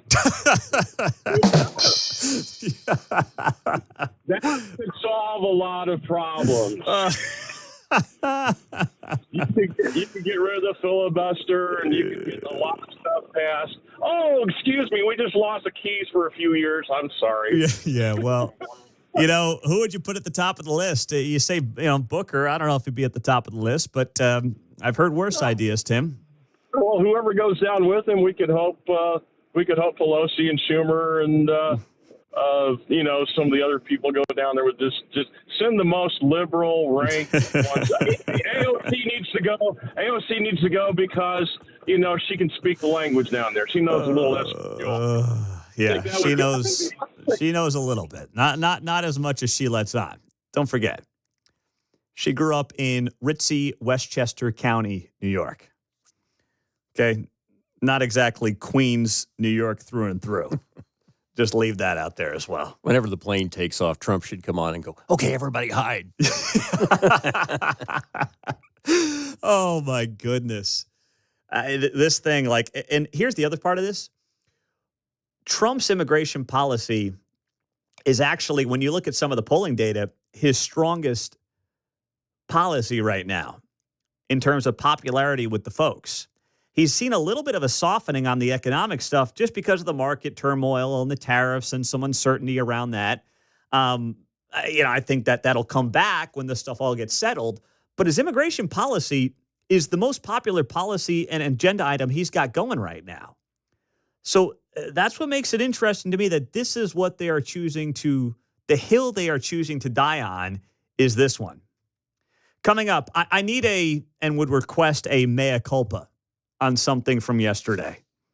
And I got to give credit to a broadcaster with Kansas City ties on this story next on KCMO.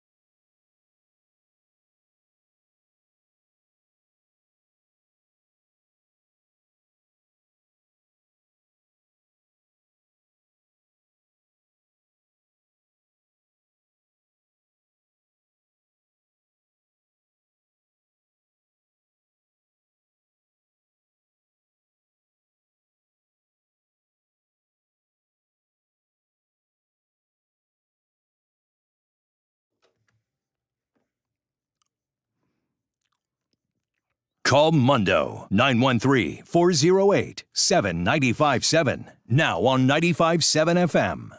It was at the end of the show yesterday that I wanted to play this audio from this Atlanta Braves field reporter going out there and talking to two women during a Braves and Blue Jays game a couple of nights ago. It's gone viral because, well, the field reporter ended up getting the phone number of one of the women he was talking to randomly in the stands.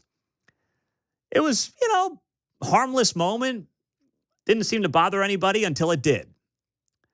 And if you missed it, I've got the audio. I'll play it, and then I'll share with you who, with Kansas City ties, stood up for this reporter and said, stop the fake outrage. Hang out at the rooftop lounge often? Once a year I come out to visit. Okay, well, we timed it pretty well. All right, good. How are you guys feeling about rooting for the Braves today? Oof, I don't know. I'm hoping for the best. What about you? Are you a Braves fan now? Not quite. Not quite. All right, I'm gonna go to work up here, guys. Good luck the rest of the way. Okay, Wiley. You got 4 innings to get the numbers. I'm on it. I'm on it. Get us some more Braves fans. All right, so they want me to get your number. They want you to get my number. I'm dead serious. They're saying in my ear right now. She didn't believe me because... Stop right there. She plays along. Mm-hmm. Oh, yeah, they do. Oh, yeah, your buddies. Yeah. I mean, we've all seen this script play out. We've all been a part of the script. He's playing along, and she's playing along great, to her credit. She thinks you guys are not. I'm making this up. Even if you guys weren't, I might use that in the future. That's actually a pretty good move. This is unbelievable. So the best part of this right now is that Wiley could totally be faking it. This might be the new move. Just walk around with a FanDuel microphone and an earpiece in and convince fans that they're actually on TV. I should have thought of this years ago. I am speechless. I got the number. We're good. We're good. He got the number. You can see her putting her number into his phone. Now, my timeline got filled up yesterday because I clicked on this video. Because on X now, you get these posts of people you don't follow, but like they recommend you follow or whatever. I get a lot of people in broadcasting being like, this is horrendous. This is so offensive. Oh, my gosh. If a female did this, they would be fired. No, they wouldn't be. It was playful. It was fun. And I want to give credit as we wrap up the show to Olivia Harlan Decker, the daughter of Kevin Harlan, who, of course, longtime Kansas City broadcaster, now a national voice. She is in sports broadcasting herself as well. And she posted on X yesterday, people getting mad about the Braves reporter asking for the girl's phone number are insane. How does that offend you? It was innocuous and cute. Good TV, I'd say. It does not detract from the game or the season. Lighten up. I've been a team reporter. The season is long. Producers are always looking for something different and memorable. Most of the interviews are duds. Good on him for having a sense of humor. She adds here, if someone can show an example of a woman getting fired over something similar, then you've got an argument. Until then, you can't just say a woman would have been fired for this. Thank you. Well said. Hear, hear. Olivia Harlan Decker, who grew up right here in Kansas City. I like the interviewee playing along. I do too. Right? So what happened, only in a country song does the waitress pick up on the first ring. He probably dialed the number and got Grandview Police Department. Right? She put a number in. Doesn't have to be hers. Yep, there you go. Well, I hope you have a great rest of your Wednesday. Keatsman is next. Phil Lovato, going to be a great interview. Can he be the guy? Is he the guy to replace Frank White? We'll get to it next.